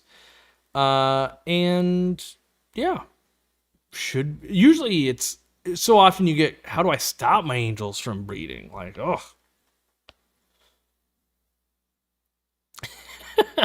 Nancy, that's a good one.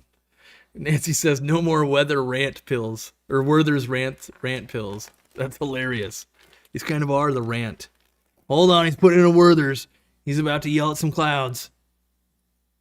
Do I still drive the Fit? Nope, I traded the Fit in when we got our Subaru, I think. No.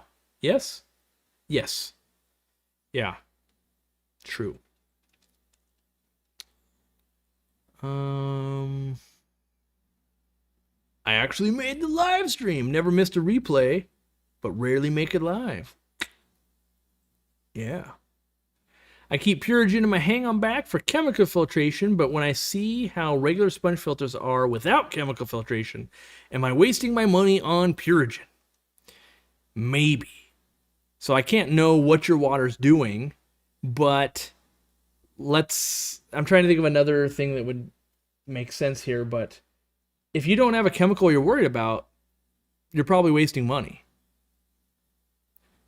So the way my brain works is, I think this is a scam. I should prove it to myself. And then I just take out the Purigen, and then 3 months later, if I'm like, yeah, the tanks run the same, I don't need Purigen. Usually, though, at the beginning, when you're new to a hobby, you're like, yeah, Purigen's a scam. And then you kind of get a dose of like, oh, and then a thing happened. I totally need Purigen, save my butt. Okay, Purigen has a use. I don't have that use all the time. That's usually where you settle out over years of like, so where would Corey use Purigen? Or, I've been waiting to do this all live stream. Let's step into my store, shall we? Corey, why would you use a Purigen pad or a carbon pad? Step into my store. Well, as you can see here in the top middle row, we've got the carbon pad next to the ammonia pad and the polyfilter pad. I use those when clients, like when I was servicing their aquariums, I would use those when they'd be getting like their floors redone, painting in the same room, and I'd either put them in the canister filter, the hang-on backs. If they only had sponge filters, I'd wrap the sponge filter, and they would help absorb if any fumes and things were getting in. And so, is there a chemical agent I'm afraid of? Check in the box. Yes. If that's true, I'm going to use something to try and counteract that. But then I go, but I have a whole house or room or whatever dedicated to my aquariums, and basically bad things don't happen in here. I don't really need to be using that. And so I don't. Don't use any at the store, don't use any in my tanks at home. However, again, if there was like, oh, we're going to do some painting, or we're going to refinish the floor, or we're going to do this thing over here, then yes, that's when you would use it, in my opinion. Or like, oh, I know my water's contaminated from the tap right now, or it's more of a reactionary thing instead of an all the time thing for me. Okay, another good use case. Lisa says, I love Purigen in my tank with a super tannin seeping piece of driftwood. It helps. Yes, it will absorb tannins too. So another great use of carbon or Purigen. Purigen's better than carbon because it won't absorb fertilizer, where carbon will also absorb fertilizers. So yeah, there's always uses for everything. That's why stuff exists. Just whether you will have that use, that remains to be seen. Oh man, my wife is so clever. She says, "Wow, look at that fancy corner store." Yeah, I feel like that now has to be called the corner store. Dang it! There's nothing worse than when my wife comes up with something super clever before I do, and then like she'll never lord that over me, but my own brain will lord that over me. I'm like, that was so clever. You're so smart. Why didn't I think of that? Dang it! I like being the smart one. Okie dokie. I've been trying to breed my Bolivian rams. I was wondering if you have any tips. Spawned twice, got a couple wrigglers once. I've never spawned them myself, so I don't have a whole lot of tips other than, is it just them in the tank? And then can you separate them? Like, oh, they laid the eggs. If you can get them to lay on a stone, you can take that stone, put it somewhere, give it some methylene blue, keep them from fungusing over, and raise them up that way with live baby brine, or get yourself some small fish feed. That's what I'd be using. The magic small fish feed. Highly likely to raise them, as I've been raising different babies all around. I'll be ready in about a year to really, really put the marketing mojo on the magic small fish feed. Right now, I keep just going, I wonder, like, oh my gosh, I'll raise these without brine shrimp too. Like, this is the best thing since sliced bread. But as I keep making those claims, I want to make sure it remains more and more and more and more true. And so, yeah, I've been raising a lot of stuff that I thought this had to be brine shrimp only to begin with. Like, turns out can be the small baby or the small brain shutting down the... I'm trying so hard not to say the word nano that it's like a mental speed bump for me every time. The magic small fish feed. Dorcula's a genius who got this man to build her a fish room and do the maintenance. Yep. Dorcula's all about that long con. Yeah. I work on doing the long con to people all the time, but I'm pretty sure she's doing the ultimate long con. I don't even know what the con is yet. That's how long it is. I'm not even sure if she knows yet. It's so long, and actually that con hasn't been invented yet. Well, each day we go, is today the day we learn? I don't know. It's going to reveal itself at the 100 years married mark. Do I think my rainbow shark can happily live in a 4-foot, 38-gallon, or does Solomon / my rainbow shark need more gallons?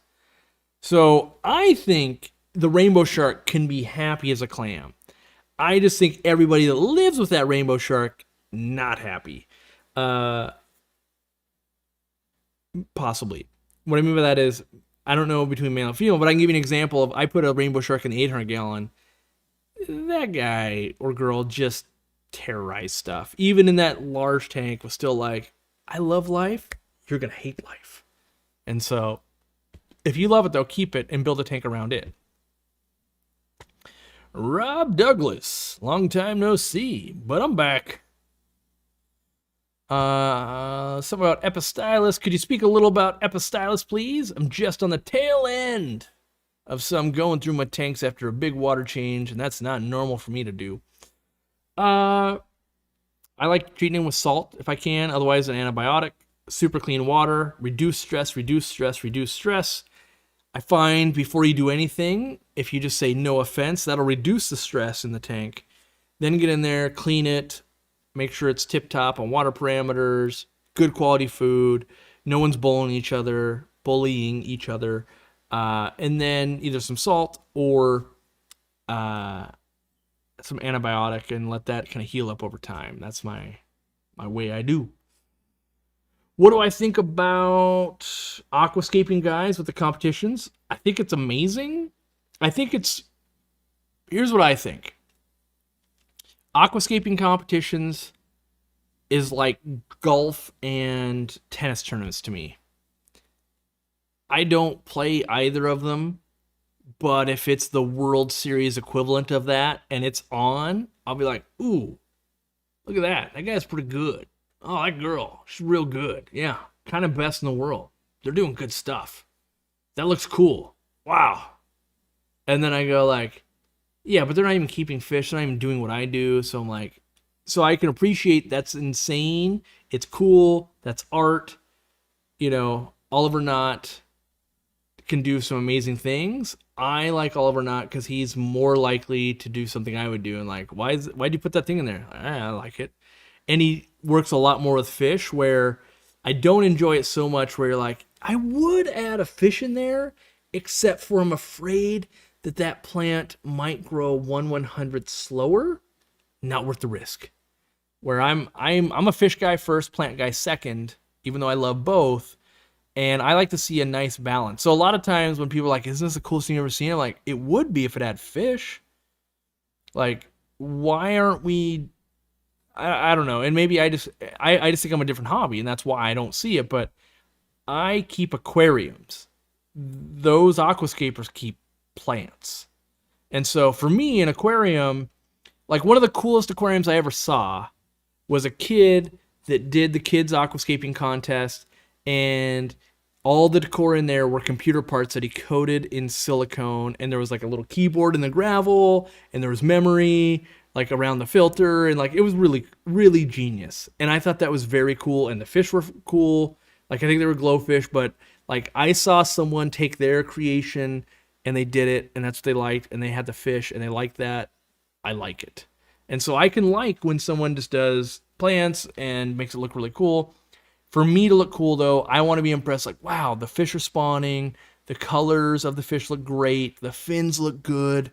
You know, if you've looked at enough fish, you know that there's a big difference between you own a convict cichlid and oh my gosh, do you see the trailing fins on all the fins on that convict cichlid because it's never been in a fight before. That's one of the coolest looking fish I've ever seen. Huge difference. You wouldn't know unless you knew. And so I like seeing that whole aquarium total package of they're keeping an aquarium with fish and plants like I would, and I'm much more impressed by that than I am with look at this thing that is kind of unattainable. Like, yeah, that's super cool. I don't really do that though. You love this shirt? Freshwater is the best word. I'll see what I can do about getting you one, John Oliver. Or maybe I'll hold it hostage till you launch your website and I can buy all your guppies. By the way, I took one Sunday off, and we went from eBay banning all live fish to just kidding, not banning live fish. And I managed to skip that whole YouTube cycle. I'm so glad that I don't do the React YouTuber crap. That's putting a derogatory way. It's exhausting. That's why I'm glad I don't do it. I'm like, oh no, what are we gonna do? And then 11 minutes later, like, just kidding, it's gonna be fine. Like, I just wasted my whole time.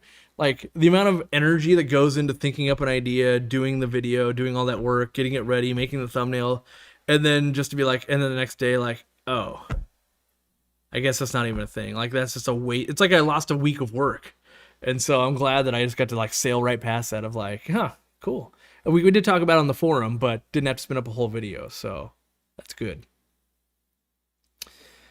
In my opinion, is a black red-tailed shark less aggressive than rainbow? In my opinion, I think rainbows are less aggressive.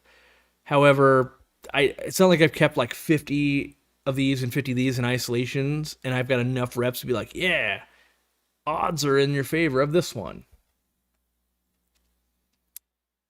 Just got a notification for the Aquarium Co-op delivery. First order since June? June? Sean, this is a sign that you don't have enough aquariums, or you're not using products fast enough. One of those two is true. If you have 100 aquariums, then clearly you need to be using products faster. I'm going to start, I'm going to planned obsolescence these things. I'm going to They self-destruct every month, so use them before you lose them. Everything.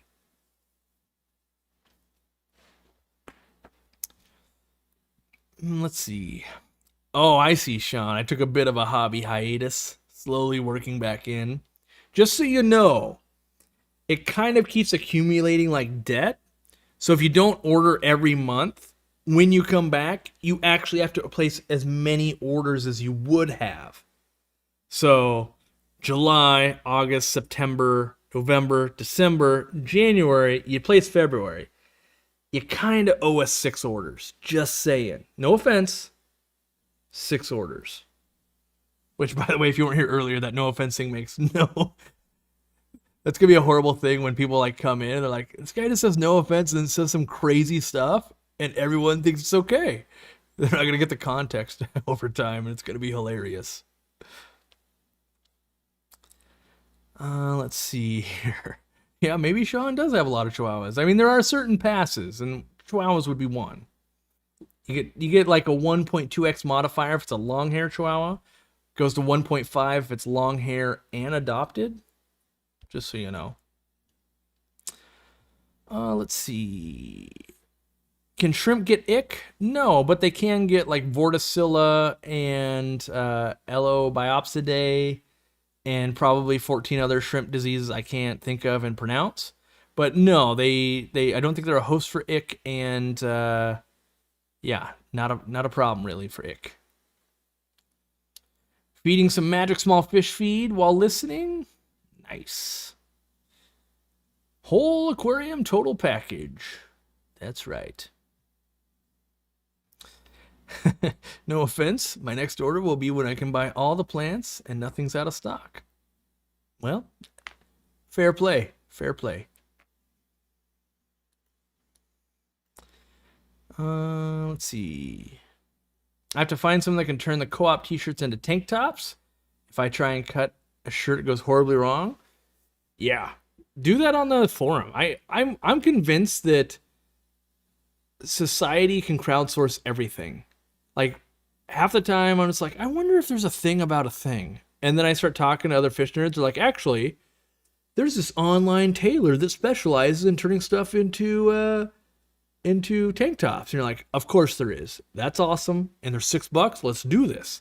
And then like there's probably a service where you just order the shirt and you put their address as the delivery. It'll deliver there. They tailor it, and then it comes to you, and you're like, yeah, for $6, you can have a thing do a thing. Can we get some co-op denim shorts?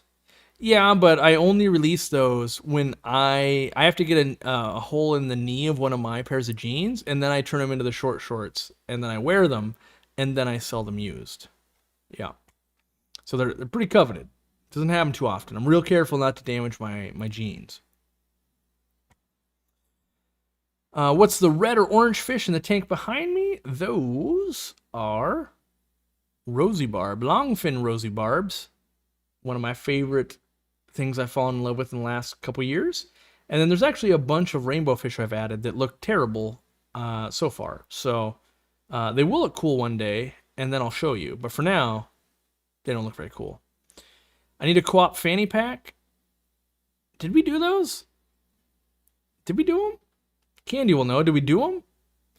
I for sure have been in meetings where I was picking out different ones and we were talking about launching them, but I don't know if we ever actually produced them. I think we tried to find suppliers and it just didn't make sense, I think. Yeah. Let's see. Adding glass headstanders, longfin rosy barbs, chili, Kubota rasbors, and neon guppies to their quarantine tanks. That's an assortment. I was reading through that and getting ready to be like, that's a terrible idea when I thought it was going to be in the same tank. And I'm glad that totally shifted into like, went from like, oh, I'm going to have to make fun of this person to completely responsible in their own quarantine tanks. Atta boy or girl. Spinster sister. Yeah, I like it.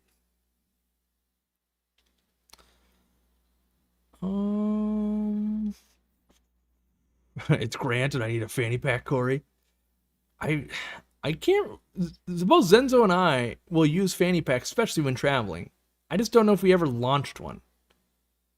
No, Randy doesn't want one. Randy would just make fun of us for it.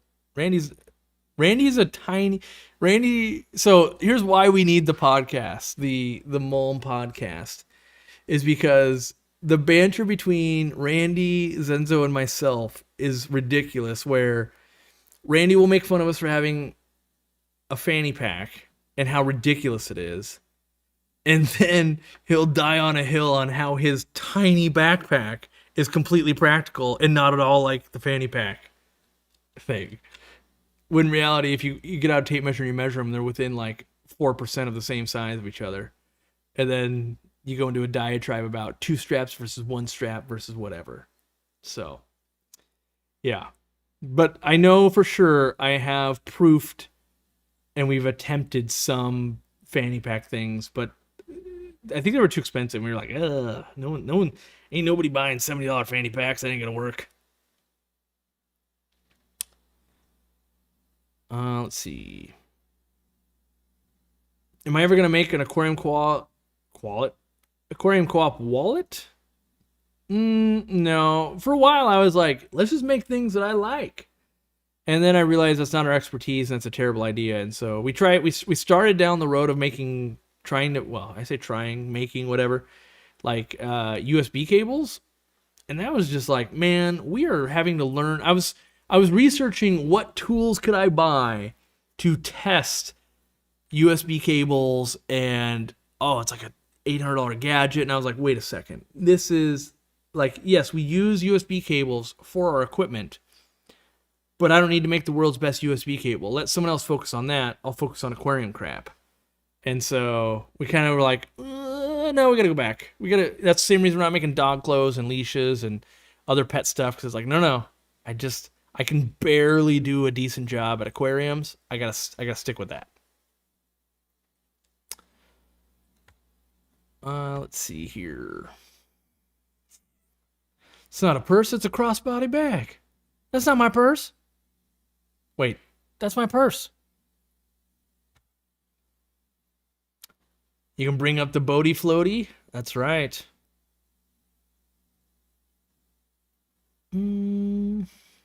Aquarium koala. That's right. Where's a place to get rare Corridoras? Well, if you want to spend a ridiculous amount of money, there's some super rare ones on Dan's Fish. I would be checking Aquabid. Trying to think where else I would shop for rare Corys. The Wet Spot, or I guess, yeah, the Wet Spot, tropicalfish.com. Where else would I shop? Off the top of my head, I can't think off the top of my head of where. But I will say, you could always post on our forum once you get 10 posts. I think I'm trying to make it so it's 10. It might be 50 right now, but I'm trying to relax it at 10. You can post in the wanting to buy or wanting to sell fish, and maybe someone else is spawning what you're looking for. You never know. Yeah, that's my purse. I don't know you. Do I have any tips for keeping emerald green tiger barbs from killing each other in quarantine? More. Lots of them. Feed them well. When you keep them in big groups, I don't have problems. You keep them in small groups, they get a little ornery. I thought the forum was on the regular site. Just made an account. Now you technically gotta sign up on the forum. It's a bummer. Any chance you can talk about net sterilization? I would love to purchase a concentrate that you diluted, say, to 2 to 3 gallons of water. The only things that I would recommend, you can buy like Jungle Net Soak, and if you like staining everything in your home, use that. If you don't like that, I recommend getting a bucket, like a 5-gallon bucket, put like this much salt in it, like rock salt, and it'll be so salty in there it'll kill so much. So like if you were to like, oh no, there was a fish in my net, it dies in like 4 seconds. Like it'll kill. but that also will kill lots of bacteria and pathogens. So what we do at the store, which I think is decent for most people, is use really hot water with lots of chlorine, rinse it, let it air dry. You can do the salt method. We've done that, but you get a lot of salt creep when you're using 100 nets 100 times a day. We'll do that in quarantine rooms and that kind of stuff. But yeah, I like salt. And no matter what net soak you try, there's always going to be something that could live through it. So pick one and then just know, like, yeah, something might get through that. How about Aquarium Co-op branded cups for water changes and plant trimmings and stuff? We've got the catch cup, like to catch fish and bag fish and do all of that. We've got the world's best one, in my opinion, indestructible. I say that, and someone will be like, "No, my semi truck crushed it." I'm like, sure, you're right. You're right. Not semi truck proof. My go-to local fish store closed recently. Any tips for finding a new one? I'm starting from scratch. It feels hard, especially after the breeding and selling relationship I used to have.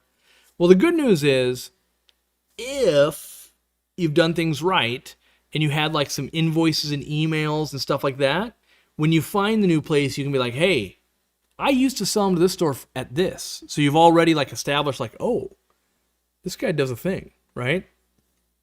But as far as finding new ones, I usually Google, hop on Yelp, start driving and just checking them out. You could do a bunch in a day. You could just go, "Oh yeah, I got to go down that way next week. I'll hit it up."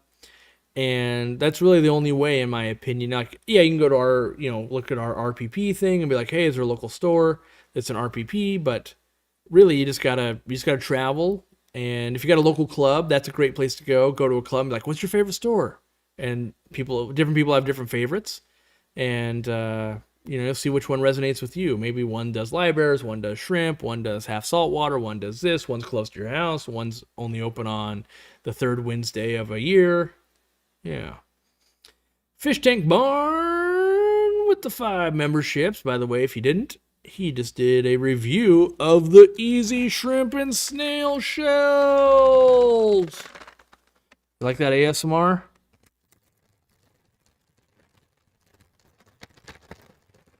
You can hear how happy the shrimp and the snails will be.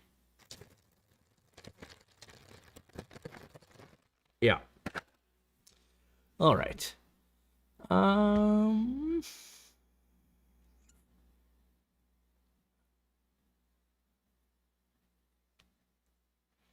Nearly 1 a.m. and I have to hit the hay? Well, Claire, all good things have to come to an end.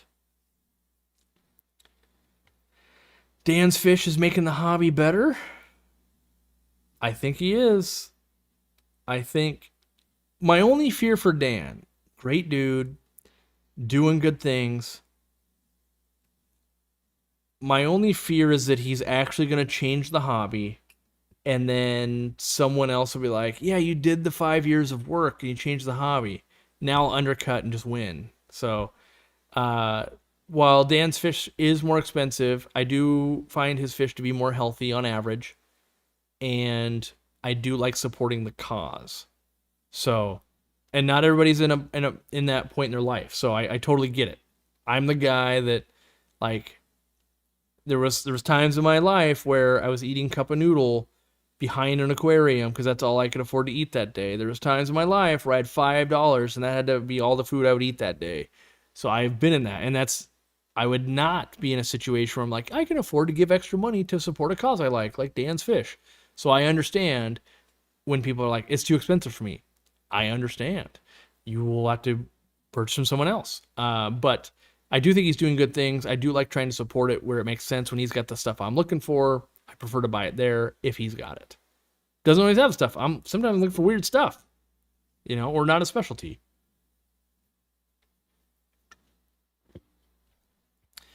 Lights are officially gone. Bye-bye, lights. They'll have to come back, hopefully. Well, I say hopefully in a different form, in a new form, new different form at some point.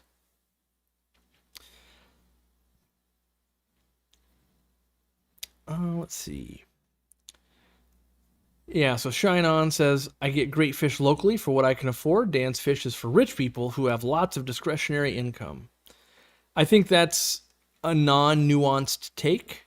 Um, and what I mean by that is I've watched people in the comment section like, why would anybody buy this fish from Dan's Fish? I can buy it from this breeder. And then I go look it up and their quality is not even close to the same. So like you can have like this pink flamingo guppy from one breeder versus another breeder. They're almost different animals. And getting one from like, oh, this breeder in Germany is way different than like this mutt pink flamingo guppy to the person that knows the difference, right? So I would just say like, yeah, it's not only just that, and I would say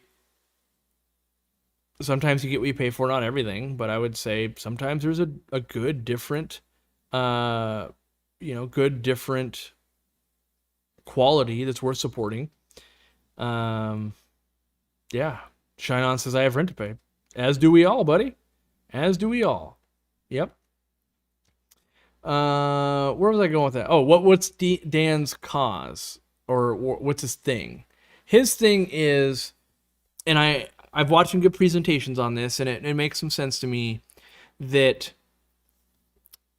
a lot of the disease and stuff we run into in the hobby is a direct result from the way fish are handled in the pipeline. So to distill down a very long, complex thing down into a bite size would be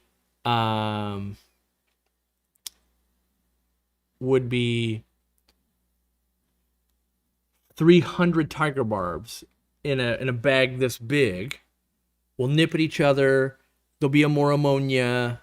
There'll be more disease and that kind of stuff. Where if you get, instead of 300, it's 100 in the same space, you don't get gill burn going on. You don't get as much fin nipping going on and things like that. And there's overall less fish death in general, leading to more humane conditions. But then on average, getting fish to people's homes, less fish had to die on the way there. And then when you go, because what people don't know is like when you get gill damage, like it's never going to repair. Like, so when you're like, oh man, that fish died 8 months later, like that's the gill burn it received, not what you did. Like that's an irreversible problem that you can never do anything about. But most people won't even know that. Like there's still lots of people that will be like, my goldfish lived a year, I'm so happy. Not knowing like, should have been like 10, 20, 30 years. So everyone's at their own journey. So due to health, I can't travel. Online retail is how I have to get most of my supplies. Yeah. Yep. It's the same. I am the old man yelling at the clouds a lot about like Uber Eats and that kind of stuff. While amazing for people that are maybe homebound, I think a lot of people spend a lot of discretionary income on something they don't really need to. We're still people that will go drive to pick up the Domino's pizza instead of having it delivered. So, but then I'd spend more money on Dan's Fish. So people spend their money in different places. Let's see here.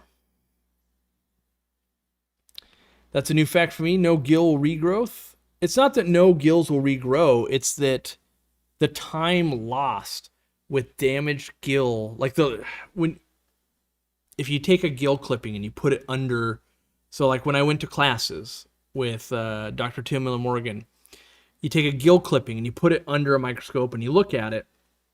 There's basically all these little, I don't even know if they're called like phalanges or whatever, like these little things that kind of like if you ever seen an axolotl, you see like those gill things, except imagine tiny versions of that on the gills. When those get damaged, they don't grow back. Like they get burned off. And so you'll get a fish that can still live, right? But it's like having a damaged heart or something, like as a human. Like you're just not going to live as long. Like your body has to work harder to breathe, to move the blood, to move the oxygen around. Because when your gills do this, if I don't have any damage and my gills go, oh, you get 5 units. And then if I have the damage, right? If I have the damage, I do this and I only get 3 units. Well, that's going to burn my body out faster. And maybe I've always been working so hard to stay alive. I'm not breeding for you, or I'm giving you less spawns, or maybe I died a year sooner. And that's just from like one of the things. And that's just like ammonia burn or gill burn.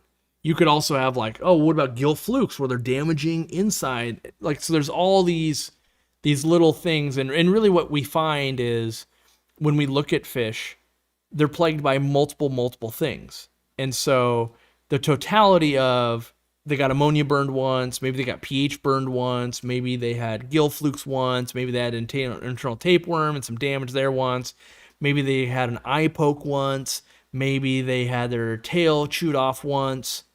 All of these things leave these kind of battle scars and a history on this fish that lead back to like, well, why? Why would we really prefer a locally bred fish? Why is it when my neighbor makes a fish and then I get it, it thrives, but maybe when I get a fish from a store, it doesn't thrive? And a lot of it comes down to the journey. One driveway over and the water's the same, real easy compared to this fish has lived in 5 different waters. Maybe it got some damage in shipping 2 or 3 times. Maybe it went through a starvation cycle at one time where that wholesaler didn't feed, or the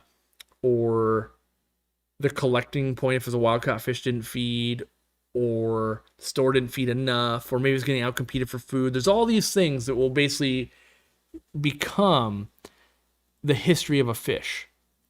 And when that history looks really good, you typically do really well with the fish. And that is more likely to be a better result when someone bred that fish and it hasn't had any traumatic experiences. So you can imagine, well, it raised up next door. Dean was raising it, fed it live brine shrimp 3 times a day in a varied diet, and it got water changes every day. And then it got brought over to my house and it's loving life. That is way different than it got collected in the wild. It has wild diseases. It went to an exporter. It wasn't fed for 3 weeks and just got lots of salt with no water changes. Then it landed in an importer. Then it got divvied up and sent to a wholesaler. Then it got fed really well, but then it got packed 200 to a bag and got shipped to a store. It got some ammonia burn there. Then it, got into a tank and ate really well, but then it collected a disease there. Then they treated it. Then you came along and bought it. Then it got to your 55-gallon tank where it was 6 fish to 55 gallons, living the life of luxury, but because of its past, won't do as well as it could have done. And so his ethos is, what if he could essentially provide you with that fish like your neighbor bred it, but to your door? So that's why 1 fish per bag. And when he ships it out, when he gets it, he analyzes the fish to know what amount of fish can I ship in a bag. And that might be 25 angelfish or 100 tetras or 50 corridoras or 80 tiger barbs. He learns by species, by source, and that helps him get his delivery rates high and quality fish to you. But that costs a lot more money. That's all that to say, like, yeah, if you can spend $100 and ship 1,000 tiger barbs from point A to B, or it costs you $1,000 to ship 300 tiger barbs A to B, obviously that's going to cost more money. Costs the same $1,000, but you got less product. But if you go 1,000 with gill burn or 300 without gill burn, technically the fish without gill burn is a better fish. The big problem in all of this is you basically just won't know when you buy a fish unless someone's going out of the way to do that. Are they locally bred? Like, I don't even know the history, right? So I buy a fish from a wholesaler. I only know maybe how they're doing it. I don't know the place before them or the place before them how they were doing it. So, sometimes you're like, yeah, those ones just didn't do very well long term. Like, dang. And so that's why a lot of breeders will say it's a race to get the first batch. Raise up 1 or 2 batches in your own water, bulletproof. Until then, can be a little shaky. What can we do to make more fish breeders arise in America? Local clubs. local stores, supporting local stores, and like our forum. Buy and sell and trade fish there. Aquabid's another good source. eBay's another good source. And I would say the thing you could do is go out of your way. Think of it like a farmer's market. Go out of your way to try and buy small batch. Like, hey, my neighbor has chickens and they make eggs. Like, I could buy their eggs. Or you could buy eggs from someone who makes 40 billion eggs a year, right? And so that's what you want to do with fish. Of like, when you're on Aquabid, there's stores that like, oh, they've got thousands of listings. Like, yeah, they're probably not breeding them. And even Dan's Fish would look that way. If you don't learn about Dan's Fish, you're like, he just sells a lot of stuff. But if you don't know some of the history, like, okay, he's trying to buy from breeders and he's trying to do these things, that makes some sense. And so by doing those things and being vocal about it, like maybe you email the source and be like, hey, are these locally bred or are these imported?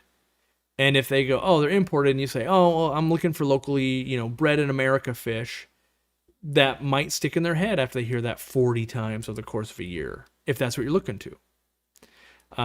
But in general, local clubs, and just, try to start networking with local people to get, and my order is this: locally bred, best. And then it goes, what's the next closest bred? Like 5 states away and bred, better. Hobbyist bred. So basically locally bred, hobbyist bred. Then it kind of in between of like wild caught or bred, doesn't really matter at that point.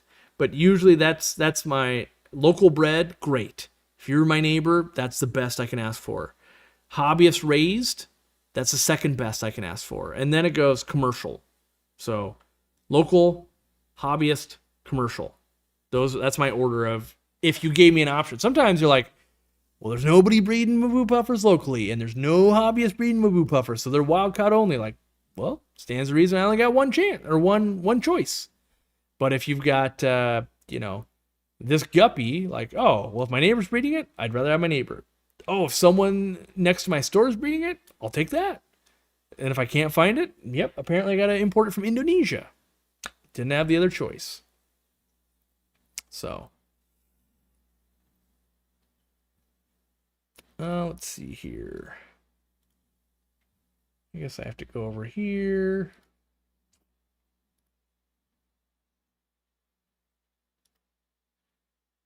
There we go.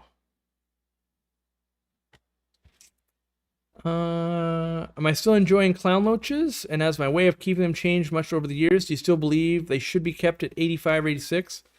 I still believe clown loaches kind of do best at the higher temperature at mostly a tank of just them. I do not keep them that way. Currently, I'm keeping them at 78 degrees with other stuff. I do believe they just do a touch better. But the trick is don't let them get too cold. Like, getting down to 72, like they don't like it. So I got to really be careful and keep them warmer if I'm not keeping them at that higher end. I'm returning the whale. I just ordered an FX2. I can't fit the FX6 under the cabinet, so an FX2 is based on Corey's advice. I will never buy a stand again unless I can verify an FX6 will fit. Yep. If you work in a store, you run into stuff all the time. People will buy the thing, they'll get home, be like, oh, thing don't fit? Are you kidding me? Who's making things that don't fit in normal aquarium stands? Like, I know, right? Yeah. And it's a bummer about the whale because you can get them on the cheap and everything, but you don't save any money. And what I mean by that is, like, if you come home to a flood or something, like, oh, you get a leak and, oh no, I'm wasting 3 hours of my Saturday. So they need the support, they need the reliability, and they need to work towards it. Not everybody's got to be perfect out of the gate. Is that a sponge filter behind Corey slanted or the black tube sideways up? So that is an intake for a Fluval 406, 407. Yeah, I'm actually going to replace the intake and output with, is it right here? Where'd it go? Here's one, I think. Nope. Well, wait, is it? Nope. I've got some like matte gray intake and output. I want to see how they look. I want to show you guys, by the way. I bought these cool things because I had seen them on another stream. These outside in aquatics collectible sticker things, as I call them. They're these little packs of stickers. So they're not very big, right? But they're like not Cabbage Patch, Garbage Pail Kids stickers. If you're old enough to know what those are, which no fault if you don't, but they're the Fish Room Punks collection, and I'll try to show you some of them. So one of them is me. Well, I assume it's me. Could be someone else. But here's me. Let me get Cooperative Corey. Looks like I've got some Easy Green in my hands. Let me find some other maybe non-YouTuber ones that'll kind of... Here's some more of the line. This is Armchair Biologist Ben.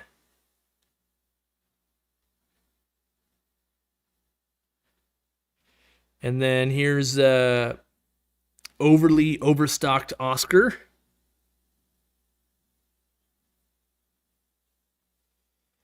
And then Frantically Filter Freddy. It's got all the flu ball stuff there. And then you've got Plastic Penelope. Oh, focus. There we go. Betsy Bettables. That's the Betta Fish Police right there. Oh, quit focusing on me.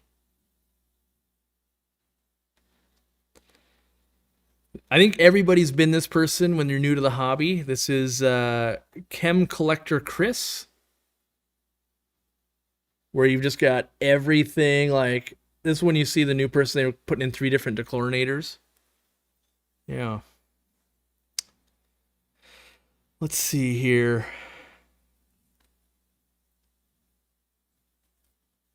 I don't want to spoil them all. Here's Channel Clout Charlie. Probably found those in a sewer, I know it. What's on the back? Nothing. They're just a sticker, so nothing on the back. And I think someone's got a better link, but you'd be looking for what? outside-in aquatics.com, I think, something like that. Here's Tag Along Tiffany. If you bring your girlfriend to the fish store and they're not into fish. So yeah, these are pretty fun. And I ordered up a whole set. I think I got the whole kit and caboodle, like all the ones they make, because they have different seasons and stuff. And I think it was like $25 or something like that. And you get quite a little stack of them. I got, these little stack of stickers. So fun. I saw it and I go, that's clever. Someone spent some time on that. I actually didn't know there was one of me. I had hoped. I was like, oh, there's a YouTuber one, like maybe my own. That'd be hilarious. But I hadn't seen it yet. And I was, be the change you want to see. Like, oh, that was clever. I enjoy that. I should support that person. So I bought one of all of them. It was like $25 or something. Took a little while to get here, but it was fun. So what are these? They're stickers, Outside in Aquatics. Yeah, that's his channel. I think it's like outsideinaqutics.com is where you buy them. Let me see. Outside in Aquatics. Yeah. Here we go. So it's all one word. I'll put it in the chat here. And there you go. If you want some of those thingies, you could buy some. I just thought they were fun. So yeah. All right, well, it's after 5, my time, which means after 8, your time, maybe. And I know my Wincy Bear had to get teethers removed and went to the vet, so I need to check on her. And it's Taco Tuesday, and yeah. Oh, I'll answer this one. Lunatic808 Says, why do you offer free shipping on the site if you charge approximately $17 shipping for Hawaii? Much sad, but can't wait for my order. If I'm being honest, lunatic, I'm this close to not shipping to Hawaii. There was an order from today that cost us $78 to ship to Hawaii. So you know, like it could even have been your order actually if you ordered today. But yeah, the shipping has just gotten out of control for Alaska and Hawaii, and we're like, what are we gonna do? Like, I think I shipped. This was in a meeting today. We shipped 2 battery air powered air pumps to Hawaii, and it was $78 shipping. Like, we lost money on the shipment. Like, that's brutal bad. So we gotta go to the drawing board, and we're like, what are we gonna do about this? Like, can't lose money, so I gotta figure it out. So we're trying to do what we can. I don't want to cut anyone off that I don't have to, but also at the same time, it will never make sense in business to be like, yeah, your order to Hawaii cost me $32. Every time you order, I lose $32. Like, that's terrible for us. So we have to figure out how do we get around that. And so, yeah, I gotta figure it out. And we're gonna look at we've got a meeting scheduled with some reps of USPS and UPS again, going, what are we gonna do about this? Like, this is an impossible scenario. What other modes of transportation do you have? What do you got? What can we do about this? And yeah, so we'll have to figure it out. That's what I do in my meetings. Go, here's a problem we found. What do we do about it? And then we try to figure it out. My wife says, let's go get Mexican. Wincy wants some too. Maybe we will. Taco Tuesday. Maybe we'll make it a thing where we try and do tacos every Tuesday. I can get behind that. And yeah. Candy, you're not going to run a warehouse in Hawaii. I thought you said you're never moving. Yeah. So, let's see here. Yeah. I'm going to call it a day.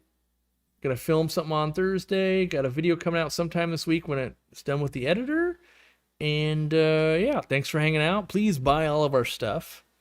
Don't forget to keep a stockpile of Werther's Originals. Buy your Freshwater is the Best Water shirt. And we'll see you next time. So, yeah. I gotta find the old Butnerino.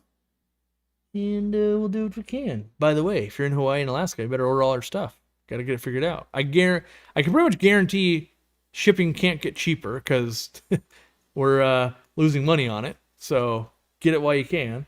And then hopefully don't hate us too hard if you're like, hey, it's $20 now? Like, what are you doing? Like, I know.